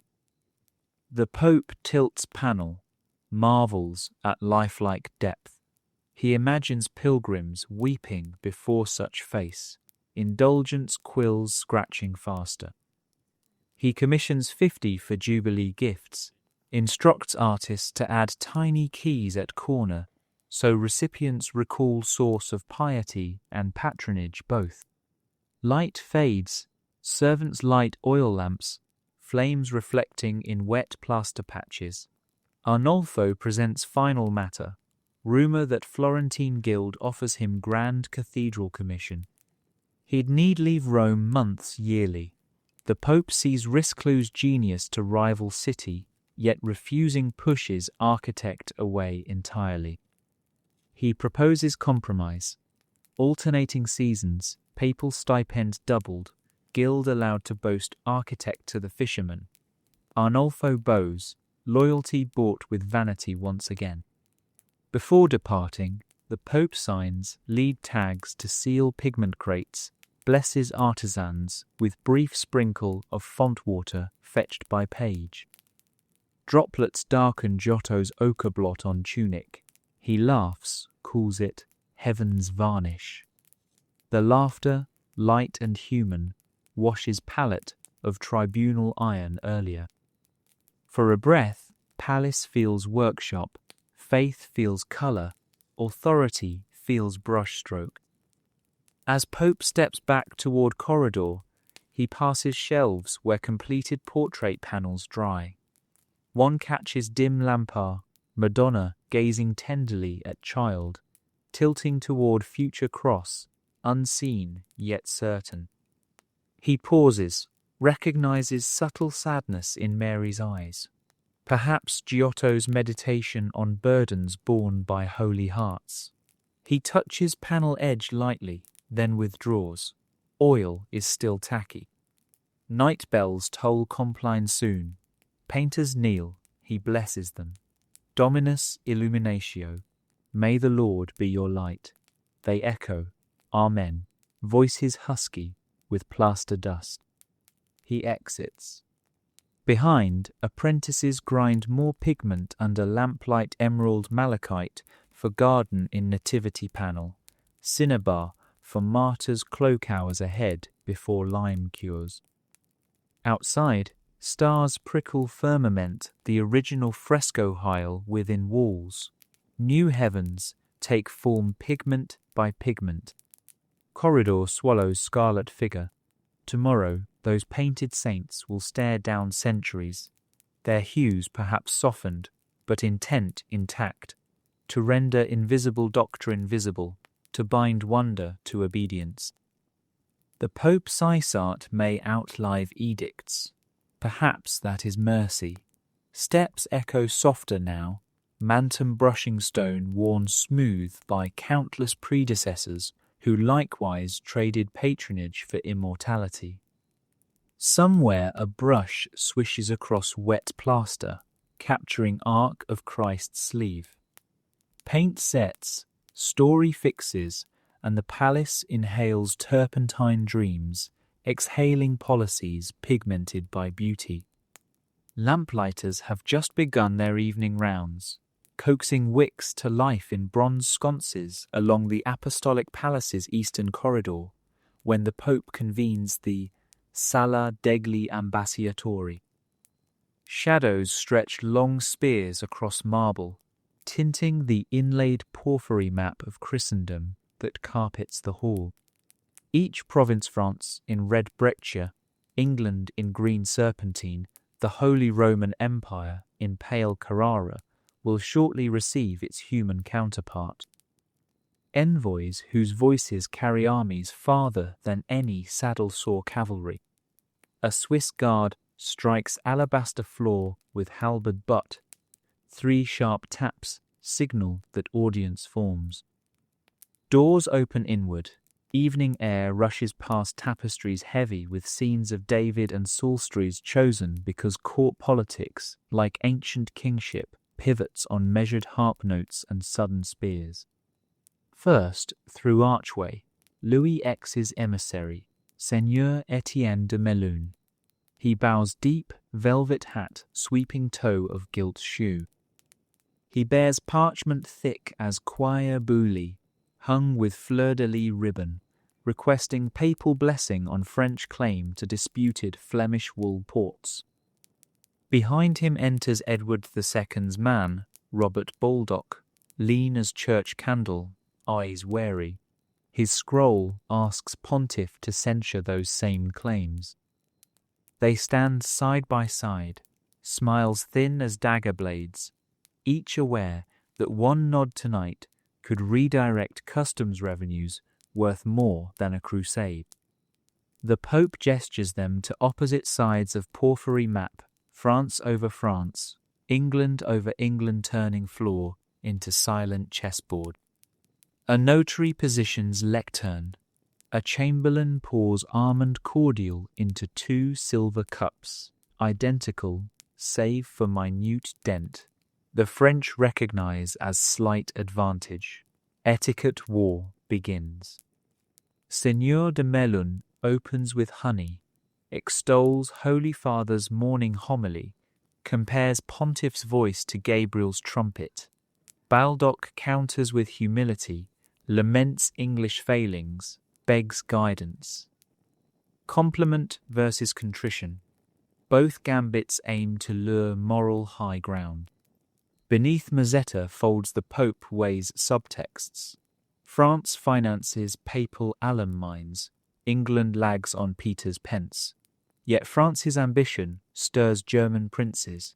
England's weakness risks Scottish revolt.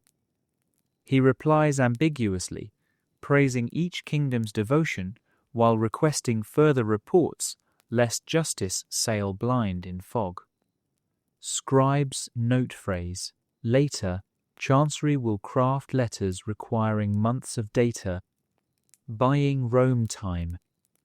Next arrives an envoy from the Holy Roman Emperor young Count Ulrich von Wertheim, carrying gilded armillary sphere, gift symbolizing cosmos swirling under papal sun. He seeks dispensation to crown emperor's son, King of Burgundy. Such union tightens imperial ring around Italian states. The Pope fingers sphere, tracing orbit of copper Venus, axis tilts. He senses iron gauntlet beneath celestial metaphor. Decision postponed, sphere accepted, yet placed on table, so rings spin idly motion without assent. Venetian ambassador slides in almost unnoticed, brocade sleeves mute blue, eyes sharper than Rialto gossip. He speaks of pirates preying on pilgrims, offers fleet protection for a modest toll collected at every Adriatic port. The Pope knows bargain cloaks monopoly. He promises to reflect in prayer, code for convening secret council of Genoese and Pisan bankers first. During lull, servants replenish lamps. Their reflections ripple across polished floor like phantom fleets. Diplomats sip cordial, measure each other, while pretending to admire ceiling fresco of Pentecost. Behind smiles, they tally leverage. Who coughed? Who sweats despite cool stone? Every twitch a footnote for midnight dispatches racing home by courier. Last to enter, a ragged envoy from the Armenian kingdom of Cilicia, face still dusty from caravan road. He kneels, presents wooden cross carved from cedar of Lebanon, begs crusader reinforcements against Mamluk raids. Larger envoys hide smirks Armenia, offers little coin. Yet the Pope's gaze softens. He recalls letters from Cilician monasteries illuminated with dye dearer than gold. He cannot promise armies, but pledges papal arms and letter to hospitallers on roads. Token perhaps, but hope weighs differently on those who kneel lowest. Court astrologer Father Angelo enters discreetly, places wax tablet at papal elbow. Mars ascends Aquarius, caution in martial pledges. The Pope glances, nods slight another variable in equation of dusk. Decisions now distilled into closing benediction. He rises, staff tapping porphyry burgundy, and offers blessing in Latin that wraps latitude of action in velvet of piety. Each envoy kneels. Fisherman's ring brushes hairline, but verdicts remain sealed behind composed eyes. They withdraw down corridor, gate measured to conceal triumph or frustration. Behind them, their footprints fade in polished stone, as though never present yet echoes persist in scribes' quills already scratching summary codices. As doors shut, the Pope exhales, shoulders settling under Mazetta weight. Dusklight filters in rose hues, staining maps marble provinces, purple no longer France or England, but one amalgam under approaching night. A chamberlain offers spiced wine, he declines. Words spoken in this hall may swell into war drums. Prayer demands clear head. Distant bells toll vespers. He turns toward chapel, where lamps glow softer than diplomatic torches, yet burn longer. Another corridor, another threshold, but same calling. Hold bark steady on seas, stirred by voices smooth as silk, sharp as salt wind. Behind him, lamplighters douse flames one by one, leaving ambassadors' breath invisible in cooling air, while outside, Rome murmurs under first star-siege, a point of light, not unlike the gilded armillary still spinning, tiny cosmos wrestling gravity of human desire. Night settles over Rome like ink spreading across vellum. Lanterns in public courtyards gutter low, and distant tavern noise sinks beneath cloister roofs, leaving only an owl's dissonant note above the hum of crickets. Within the apostolic palace, the opulence dims as well. Crimson carpets mute to rust. Gold leaf fades to soft brass under minimal lamplight. Most servants have withdrawn to their dormitories. Yet the Pope continues, guided by a single Swiss guard, down a narrow spiral stair few have trod. The stair ends at a stout oaken door banded with 3 iron ribs. No heraldic keys adorn it, only a small, time-polished lock. From a leather purse at his belt, the guard produces a thin key of Damascus steel, its bow shaped like a plain cross. He unlocks the door, then steps back. Protocol forbids him entry. The Pope lifts a lamp, crosses the threshold, and the door closes behind with a hush that sounds almost polite. Stone walls absorb the flame, revealing a long chamber, barely 12 paces wide, but stretching deep as catacomb. Shelves line both sides from flagstone to groin-vaulted ceiling, each crammed with scroll tubes, codices wrapped in faded silk, packets tied in black twine, and wax-sealed boxes whose ribbons have long since bleached white. No titles label these repositories. The only catalogue resides in a single vellum folio chained to an iron ring fixed into the middle desk, the Liber Tenebrarum, Book of Shadows, updated in cipher by one trusted scribe per generation. That scribe died 2 winters ago, his successor still in novitiate. Until then, only the Pope can navigate. He sets lamp on desk. Flame nudges darkness, but does not defeat it, leaving corners thick with whisper, coloured gloom. Pulling Mosetta tight against subterranean chill, he opens the chained folio. Columns of symbols crescent, spear, fish, reversed alpha march down pages, each aligned with cryptic numerals.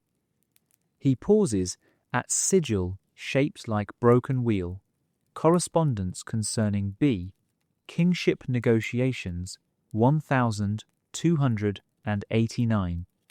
He nods, memory stirring. Letters exchanged with a young prince whose betrayal years later spurred civil war. Those parchments must remain here, dormant, lest history awaken them.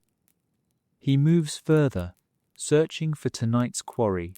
Slender packet bound in purple silk, sealed decades before in his predecessor's hand. The cipher marks location: Shelf Delta, Meridian, Roquatcher, Box Aurum. He finds shelf cypress wood smelling faintly of sun. It hasn't seen for centuria slides. Out gold-rimmed chest, no larger than a chalice case. The wax still emblazoned with ring, long since buried on another pontiff's finger. A thin silver knife lies on desk solely for this rite. He warms its blade over lamp until wax softens, then lifts seal. Intact tradition dictates original crest must remain unbroken. If replaced, future popes will know it was read. Inside, 4 letters and a single sheet of vellum with small charcoal drawing. He recognizes profile immediately young noblewoman, rumoured to be paramour of cardinal, nephew of 2 pontificates back. Her letters plead release from convent where she'd been confined after scandal. The 4th parchment, a reply never posted, promises review when tides turn. They never did. The Pope reads her script slanted, urgent, dotted with pressed lilac petals, now ghost grey. She speaks of cold cloisters, of voice echoing off stone, of faith bending but not breaking. No mention of child rumoured conceived in sin. He closes eyes, hears wind in olive trees, voices chanting Compline somewhere overhead. He wonders if she still lives. Perhaps bones rest under nunnery orchard, unmarked. History's footnote confined because revelation would topple 2 dynasties.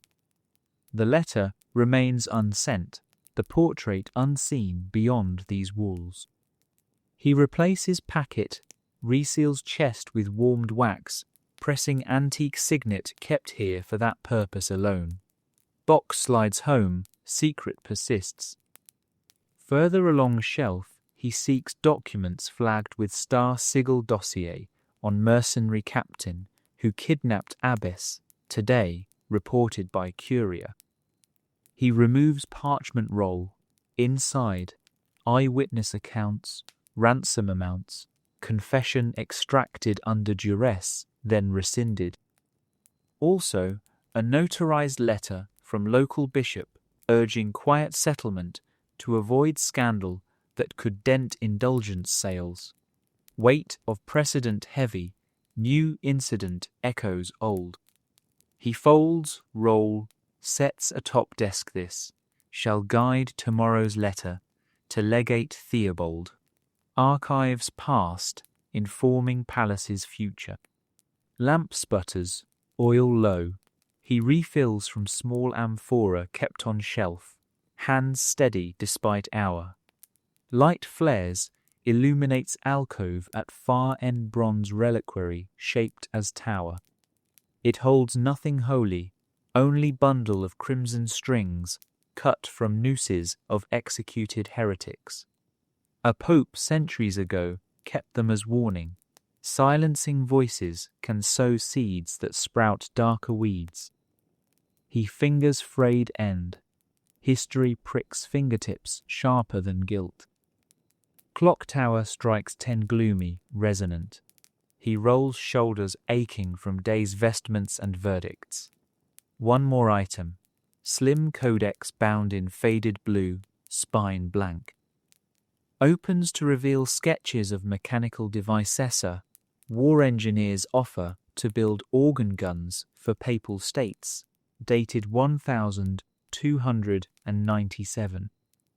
Marginal note in ancestor's hand. Necessity may one day outrun scruple.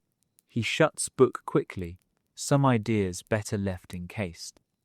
Desk now holds 3 piles. Memories return to shelves. Artifact guiding tomorrow. Temptation refused for now.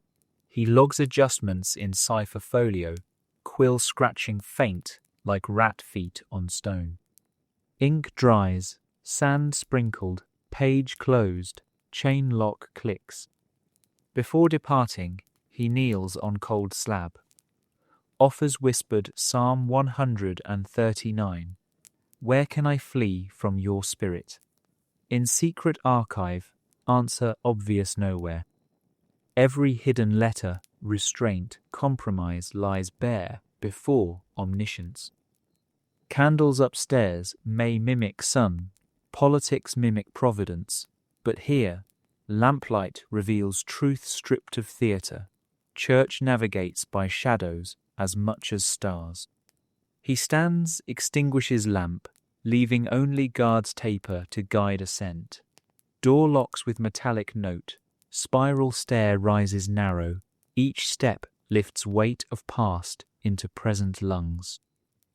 At top landing, corridor welcomes him with oil lamp warmth. Swiss guard replaces key in purse, salutes. The Pope walks toward private chapel for final prayers. Archive door recedes into darkness, secrets alive, yet sleeping. Letters unsent remain unsent. Histories untold remain untold until next tide turns, and another key scrapes iron, and another soul wonders what price truth asks when silence has already been paid. The hush that follows secret archives feels vacuum clean, as if the air itself were wrung of every rumour. Yet only a few steps through torchlit passages, and the palace begins to breathe again faint organ scales drifting down stairwells, the scrape of sandals as canons hurry to take their stalls. Vespers approaches, and with it the final public act of the pontifical day, a liturgy quieter than Mass, but threaded with a different electricity. The charged stillness of nightfall, settling upon bones of saints 2 levels below. The Pope pauses outside the Capella Paolina, private chapel built 3 pontificates earlier atop a patchwork of 4th century catacombs. A thin stone plaque marks the floor. Hic dormiunt sancti, here the saints sleep. Candle niches die into staircases leading downward where ancient loculi hold martyrs' dust. They will not stir, yet their silence rises, draping chapel walls like unseen tapestry. A sacristan adjusts the Pope's lightweight mozzetta, replaces Camorro with plain zucchetto, unbuckles staff for ease of genuflection. Unlike noonday spectacle, evening vesture sheds gold for ivory. Alb of soft linen, stole of muted crimson, no jewelled gloves, humility before dusk. A bell ting-tings thrice. Choir boys inhale in unison, organ hushes and doors open. Inside, lamps glow behind parchment shades painted with fish and loaves. Their honeyed light smooths fresco edges, turning bold lines into watercolour hush. Carpets hush footfall. Canon stools line nave, carved heads of prophets leaning forward as though to eavesdrop. Choir boys' voices, still unbroken, stand in 2 rows, resembling mirror image angels. They smell of rosemary soap and nervous anticipation, fingers twitching over psalters too large for small wrists. The Pope advances to fall stool near rood screen. All kneel, silence cascades forward like dominoes. He begins, Deus, in adiutorium meum intende, O God, come to my assistance. The response, Domine, ad adiuvandum me festina, rises from canons, deep and rounded. Antiphon follows. Then, Psalm 109 unfurls in Gregorian ribbons, alternating between choir and clergy, each verse rolling like slow tide against marble. High above, lanterns fixed to ceiling beams throw faint halos onto seraph wings painted centuries earlier. Sometimes a breeze wobbles the halos. Shadows flit across fresco faces, making saints appear to blink. Choir boys keep eyes on chant notation, but peripheral vision snags on moving light. A thrill spirals down spine's heaven, seems to breathe with them. Under the floor, corridors of catacombs spool outward, filled with niches sealed by terracotta. Some slabs bear faded, pax, glyph, others scratched fish symbol.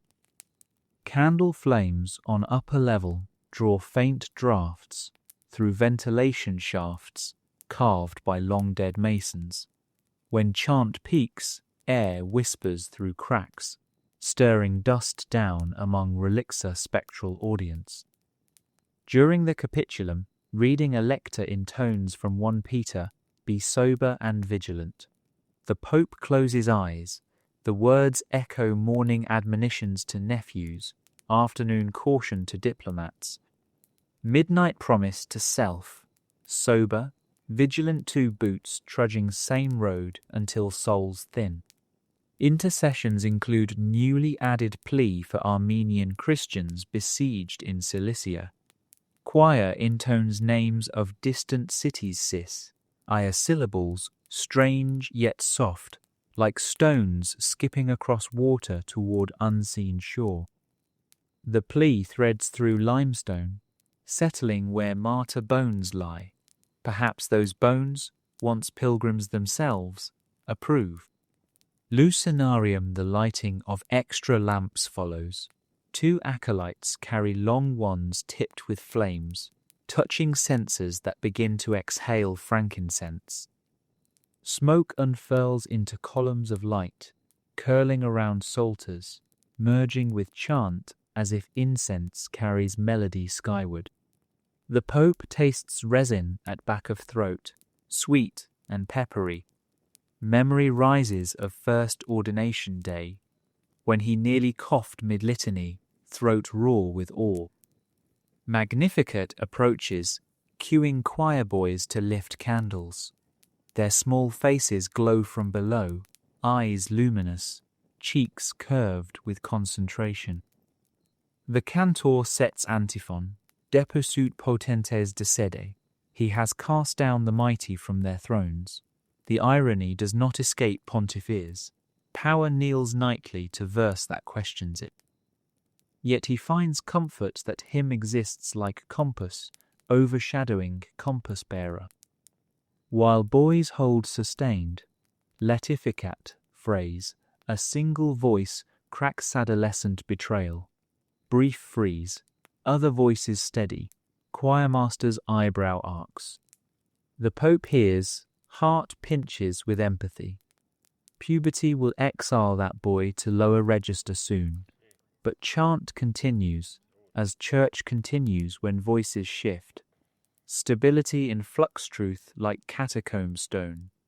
At versicle, exaudi orationem meme, acolytes dim wall lamps one by one, drawing dusk into chapel belly. Only altar candles persist, mirrored in gilt of chalice left from earlier mass. Their reflections dance like twin souls tethered to flame. Final prayer recited, the Pope rises for blessing. He turns toward nave, lifts hands slowly. Light gilds ring, sapphire glints subdued. Words fall soft as ash. Benedicat vos omnipotens Deus. May Almighty God bless you. Cross-traced, incense chimney curls dissipate blessing across pews, across boys' anxious faces, across prophets' carved eyes, across vaults humming with slept saints. A canon intones Salve Regina, choir answers.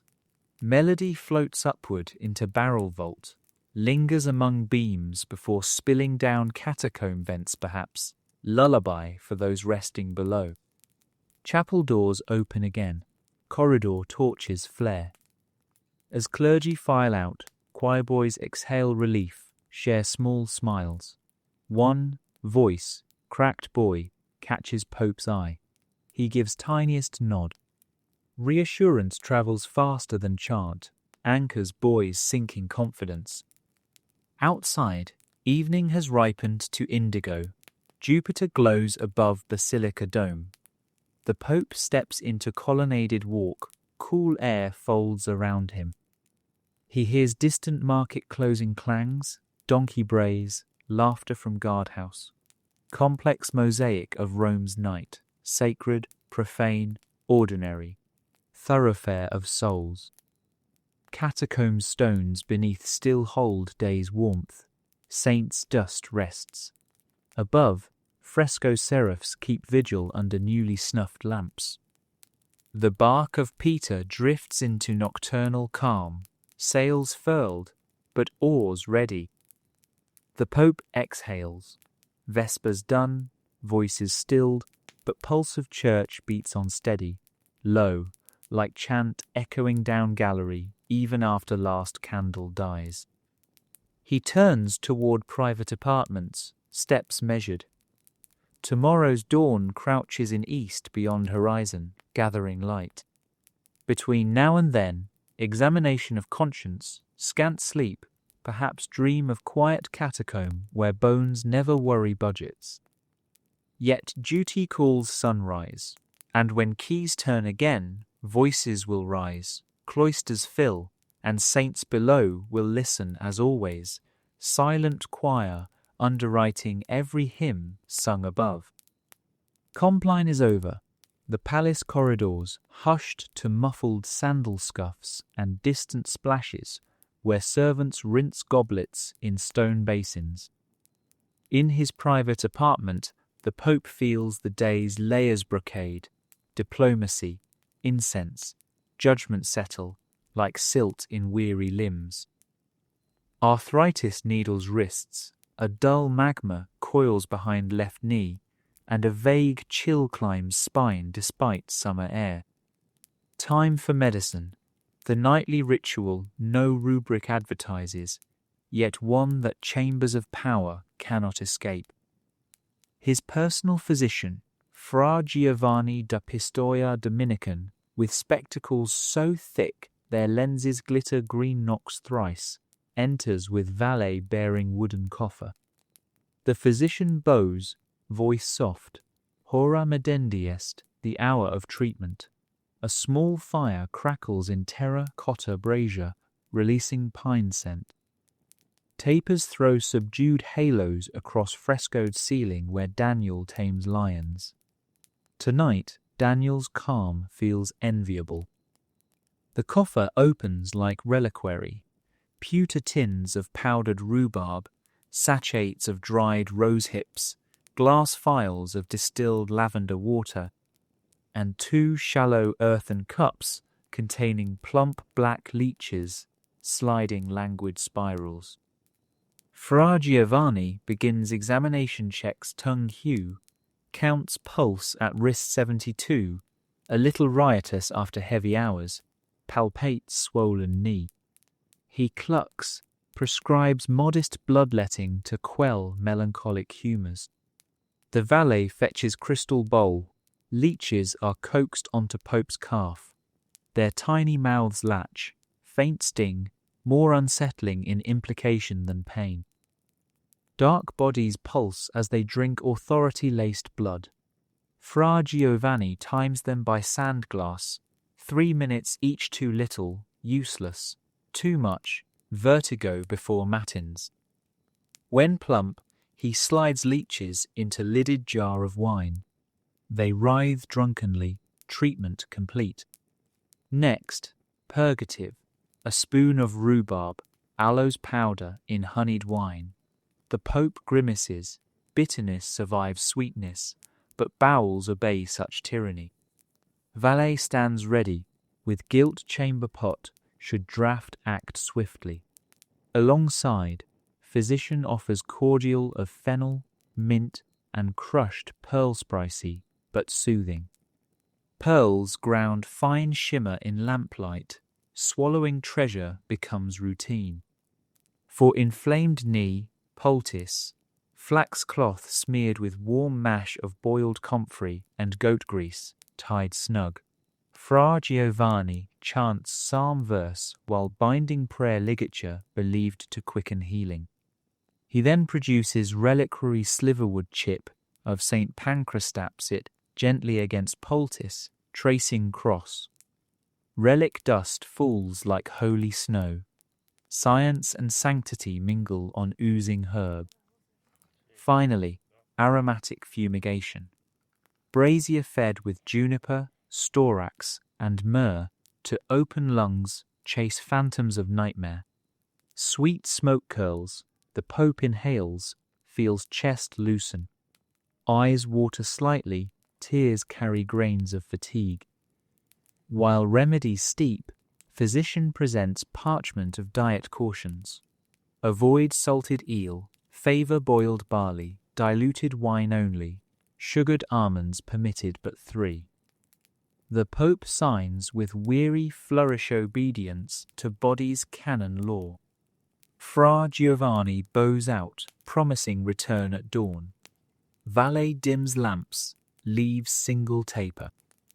The room settles into hush, broken by quill scratch, as Pontiff notes in spiritual diary. Charity offered, justice weighed, humours balanced.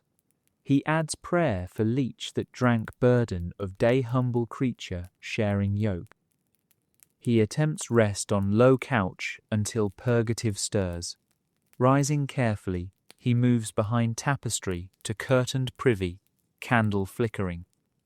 Even here he feels presence of saints under floor, fresco angels overhead. Nowhere in palace entirely private, yet solitude enough for mortal necessities. Returning, he dabs face with rosewater towel, extinguishes final taper. Outside window, stars hang steady. Inside, poultice warmth throbs like distant drum. Bloodletting leaves limb lighter. Mind too empties into sleep's vestibule. As he drifts, he recites fragment of Augustine. We are but clay, yet in thy hands, O Lord.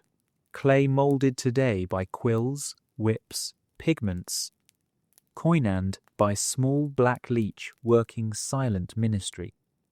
Beyond door, guard paces. Down corridor, scribe yawns over unfinished memorandum. In secret archive, letters never sent listen to breathing of palace walls.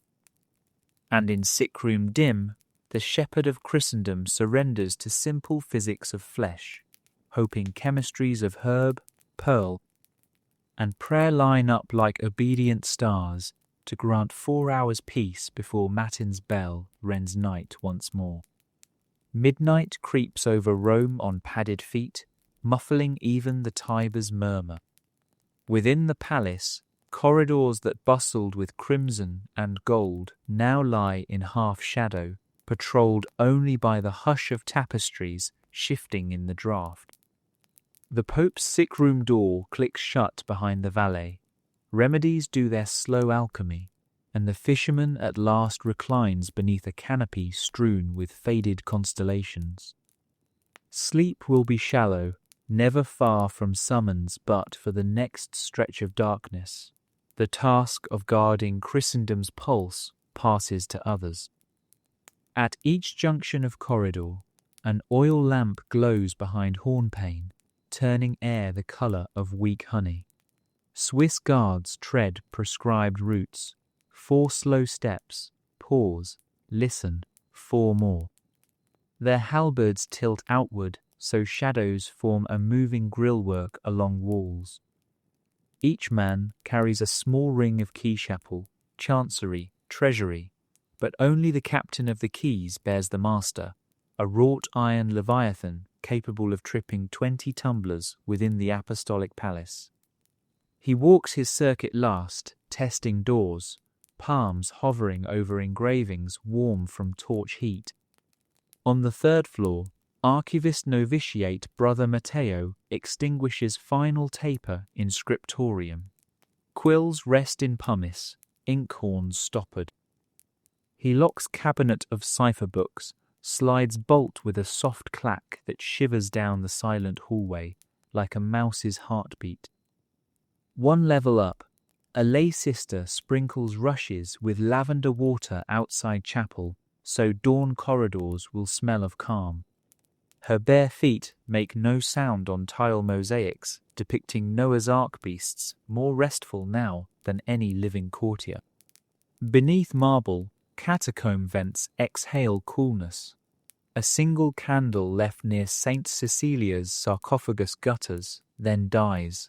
Wax pools atop centuries of dust, fusing past with present in tiny amber fossil. No guard descends hierosaints, need no watchman, but a solitary rat, belly brushed white with mortar dust, noses about, uninterested in relics or politics. Back upstairs, embers in the papal sickroom brazier dim to sullen red. Poultice heat on the Pope's knee mingles with residual bite where leeches fed. His breathing deepens, dream, parchment unfurls.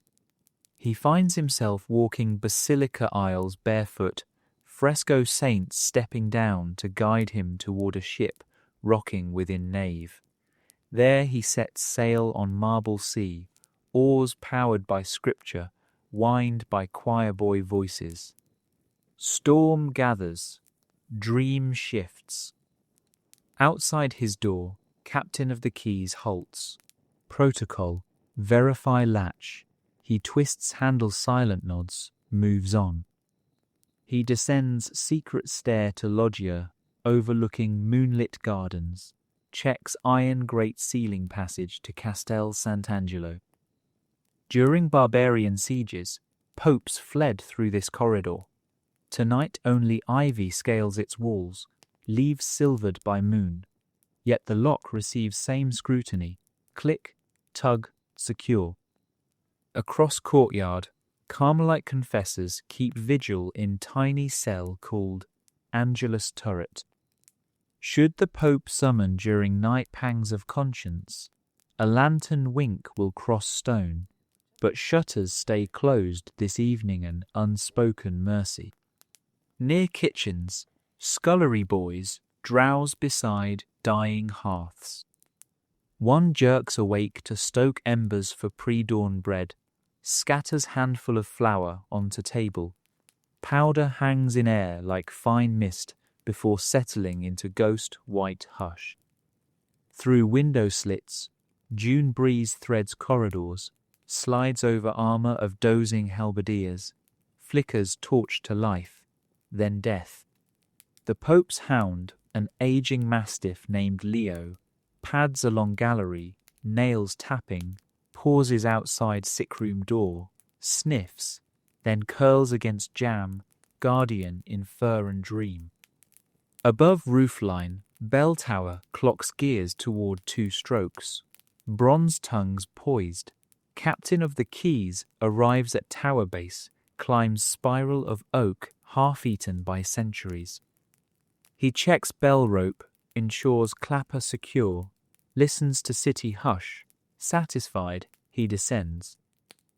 A moment later, bells toll, secunda vigilia, second watch tones rolling over monasteries, inns, brothels alike, braiding holy and profane into single nocturne. The Pope stirs at second toll, eyes flutter. Pain muted, he murmurs fragment of compline verse. In manus tuas, Domine, commendo spiritum meum. Sleep reclaims him before second half.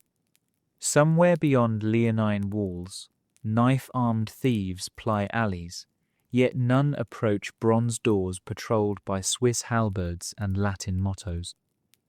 The palace stands as fortress of parchment and prayer, its battlements built of passwords and psalms.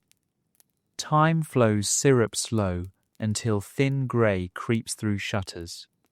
Captain of the Keys halts his patrol, faces East Loggia, waits for first bird call.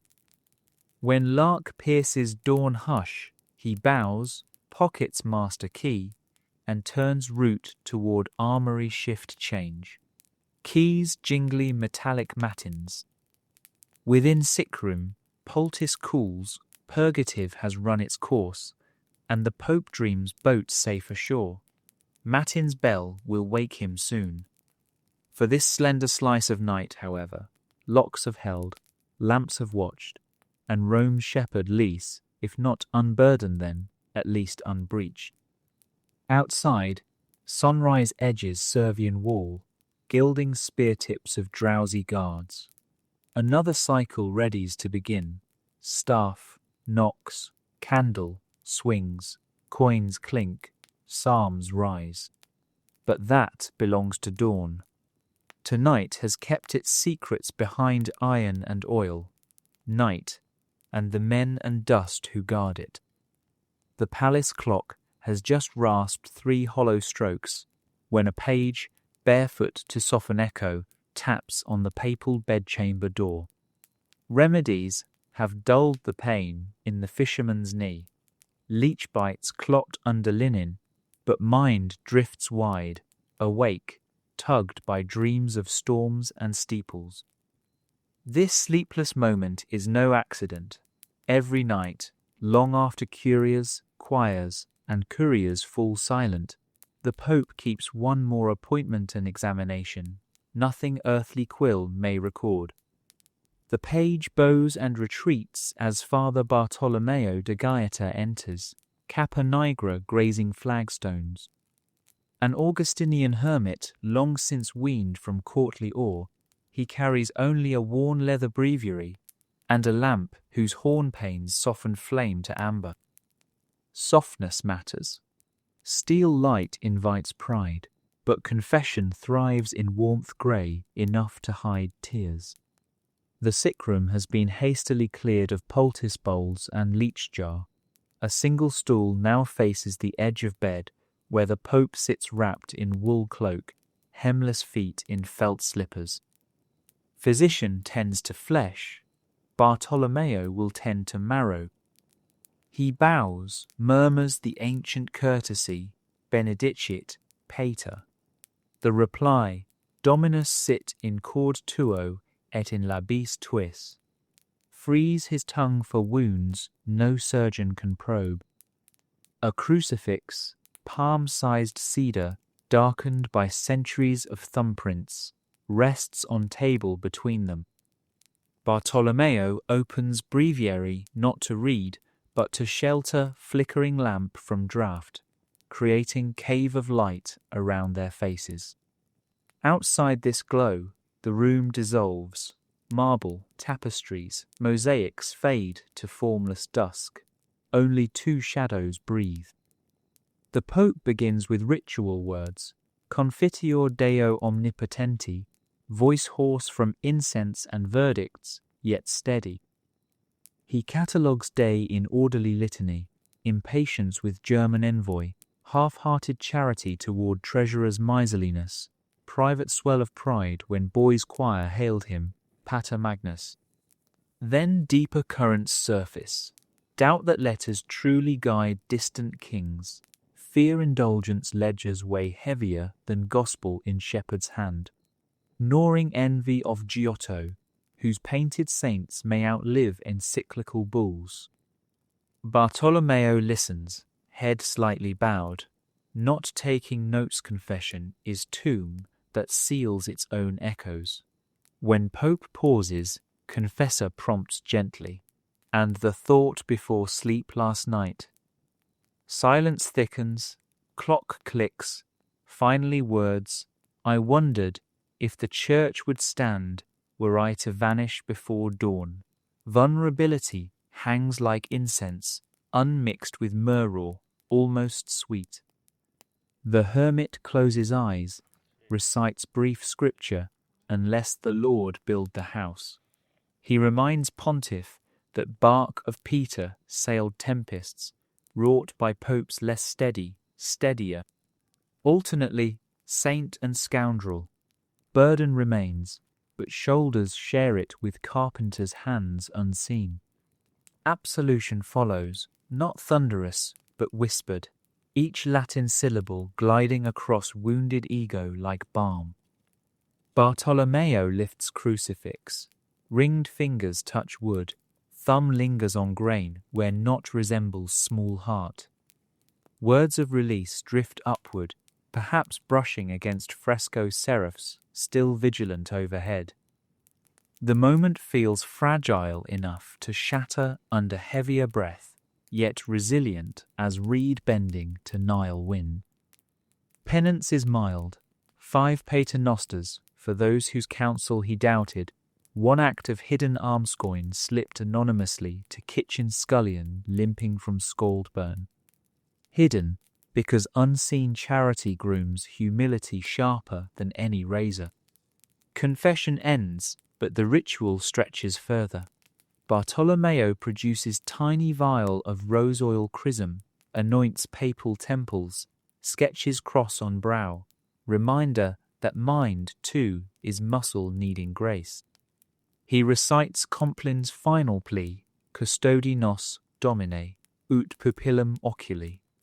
Keep us, Lord, as the apple of your eye. Lamp flame wavers, flares, settles. Before departing, the hermit offers last counsel harder, because practical. Sleep, Holy Father.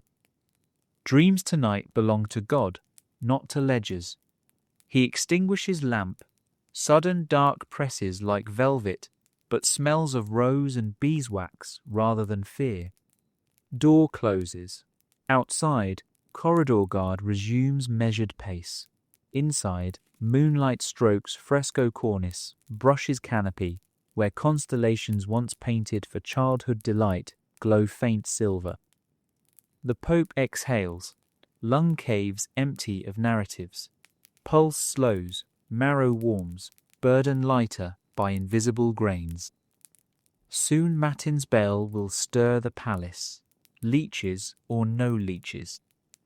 But for these few remaining heartbeats of night, fisherman sleeps untangled sins confessed, doubts named, soul bandaged by whisper rather than decree.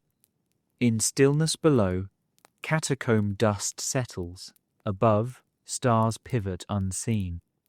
And somewhere between balanced on breath a bark of Peter drifts silent, its pilot finally at rest, while a patient God keeps second watch across ink-washed heaven. A charcoal line of indigo hugs the horizon, blanching the last stars. In the Apostolic Palace, the slow pulse hush of third watch begins to quicken. Distant boilers groan, kitchen hearths belch first breaths of flame, and somewhere a drowsy rooster mistakes courtyard torch for sunrise and crows one tentative note. The night-long vigil of guard and lamp gives way to a choreography practiced more often than any liturgy, the palace waking. Clack! The captain of the keys turns the master ward outside the papal bedchamber. A soft metallic sigh follows Siron, admitting it has kept its promise. The door opens just wide enough for the valet to slip in, taper raised. Relic dust still perfumes the air. Poultice on the Holy Father's knee has cooled to linen shell. Leech bites appear as twin garnet freckles, yet face, half-lit, seems rested confession's bruise soothed by sleep, scarce deeper than puddled rain, but deep enough. The valet sets tinder to brazier, pine sparks bloom amber against fresco constellations overhead. As warmth spreads, the Pope's eyes flicker, then focus. No disorientation, he has woken in strange beds too often for that, but a moment's pause, weighing body's news, knee dull instead of sharp, stomach calm after rhubarb purge, mind clear, as if cellar cobwebs swept by midnight whisper. He murmurs, Deo gratias, beneath breath, and lets slippers find marble. While he washes, a sacristan scurries the corridor, tapping each wooden shutter. The hollow rap is signal to servers, candles, water, vestments. Beneath those feet, catacomb saints sleep on, uninterested in new dawns. Above, palace staff move like ants in tunneled hill resetting chambers for another giant day.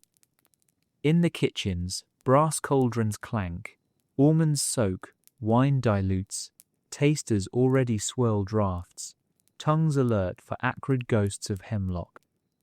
They will taste before the Pope lifts cup, and taste again after profession, measured in heartbeats borrowed from higher chest. Outside scullery window, fog curls above Tiber, swallowing last night's gossip before it reaches morning ears. Servants draw bath of rose-scented water no deeper than ankle-symbolic cleansing before matins. Rings leave fingers, rest on carved dish, silver gleams dull as moonset. Steam swirls, carrying faint echo of Vesper's chant sung hours earlier. Voices now dissolved, but resonance clinging to plaster like dew on vine leaves. A knock. The chamberlain enters bearing parchment-stacked petitions compiled while Rome slumbered. Banned from Neapolitan fishermen, begging reduction of harbour tithe. Cipher brief reporting Teutonic troop movement. A single, tear-stained sheet from Sister Angelica, thanking for swift justice. Ink still wet. The Pope skims edges not reading yet, simply weighing. Thin leaves heavier than gold when crowded with hope. He sets them aside for later. First, dawn belongs to prayer. Vestition this hour occurs with fewer witnesses. Just one aide draping plain cassock, no mantum, no clasps. Alb linen cool, reminding flesh of humility before marble corridors coax pride. Acolyte fastens white fascia. Crimson mozzetta will wait until sun clears rooftops. Finally, the fisherman's ring slides home pressure against knuckle, neither heavy nor light, only familiar, like ore in seasoned palm. Footsteps carry him through corridor bluish in pre-dawn hush. Guard salutes. He answers with two-finger blessing. Passing loggia window, he pauses. Sky has turned slate. First gull wheels over river. Distantly, bell tower gears engage. He closes eyes, counts ticks, then it comes. Deep bronze note blossoming across Rome, rolling over insulae, market, forum ruins. One strike, then two matins summons. Sound ripples through palace. Choir boys tumble from dormitory, fumbling sandals. Canons adjust girdles, grip psalters. Lamps in covered walkway flare, dotting stone with fireflies leading toward chapel. Behind those flames strides the Pope, heartbeat sinking to bell's steady pulse. Inside private chapel, candles already flicker. Chill clings to marble, but incense will soon warm it. He kneels upon cushion embroidered with morning star. Around him, day's machinery, idle sledges, swords, quills, whispersoul waiting on hymn's downbeat. He breathes, recalls yesterday's storm-scurial feints, diplomat smiles, secret ink. Then chooses to set them down like cloak on bench. Even worry must genuflect. The cantor pitches opening versicle. Voices answer fragile yet confident, like sailcloth catching first wind. Psalm tone de 14 drapes stone. The Pope's own baritone threads between trebles, neither loud nor hidden.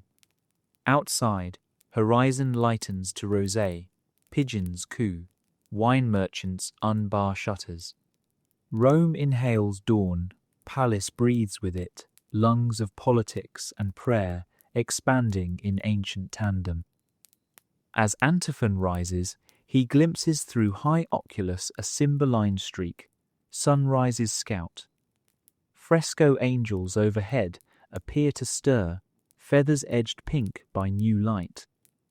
For heartbeat, he sees bark of yesterday's dream, not amid storm, but at calm quay, nets bulging, crew rested. Psalm ends, silence brief, next psalm begins, and so the wheel turns. Keys will unlock, letters will fly, medicine will sting, coins will clink, paint will dry, verdicts will fall. But each spin starts here in candlelight, in untroubled breath, in promise whispered before world can answer back. No one outside chapel sees the small smile, nor hears the quiet vow to steer another day between reefs of ambition and shoals of doubt, trusting chart etched by psalm and conscience alike. It is enough, he thinks, to begin again. Tomorrow's storms will find him at helm, for now dawn gilds his oar. Chant flows on. Outside, square fills with pilgrims clutching dreams. Inside, the keeper of two keys lifts voice with choir, letting syllables weave anchor lines around sunrise. The palace, roused and ready, leans forward into another endless, ordinary, miraculous day.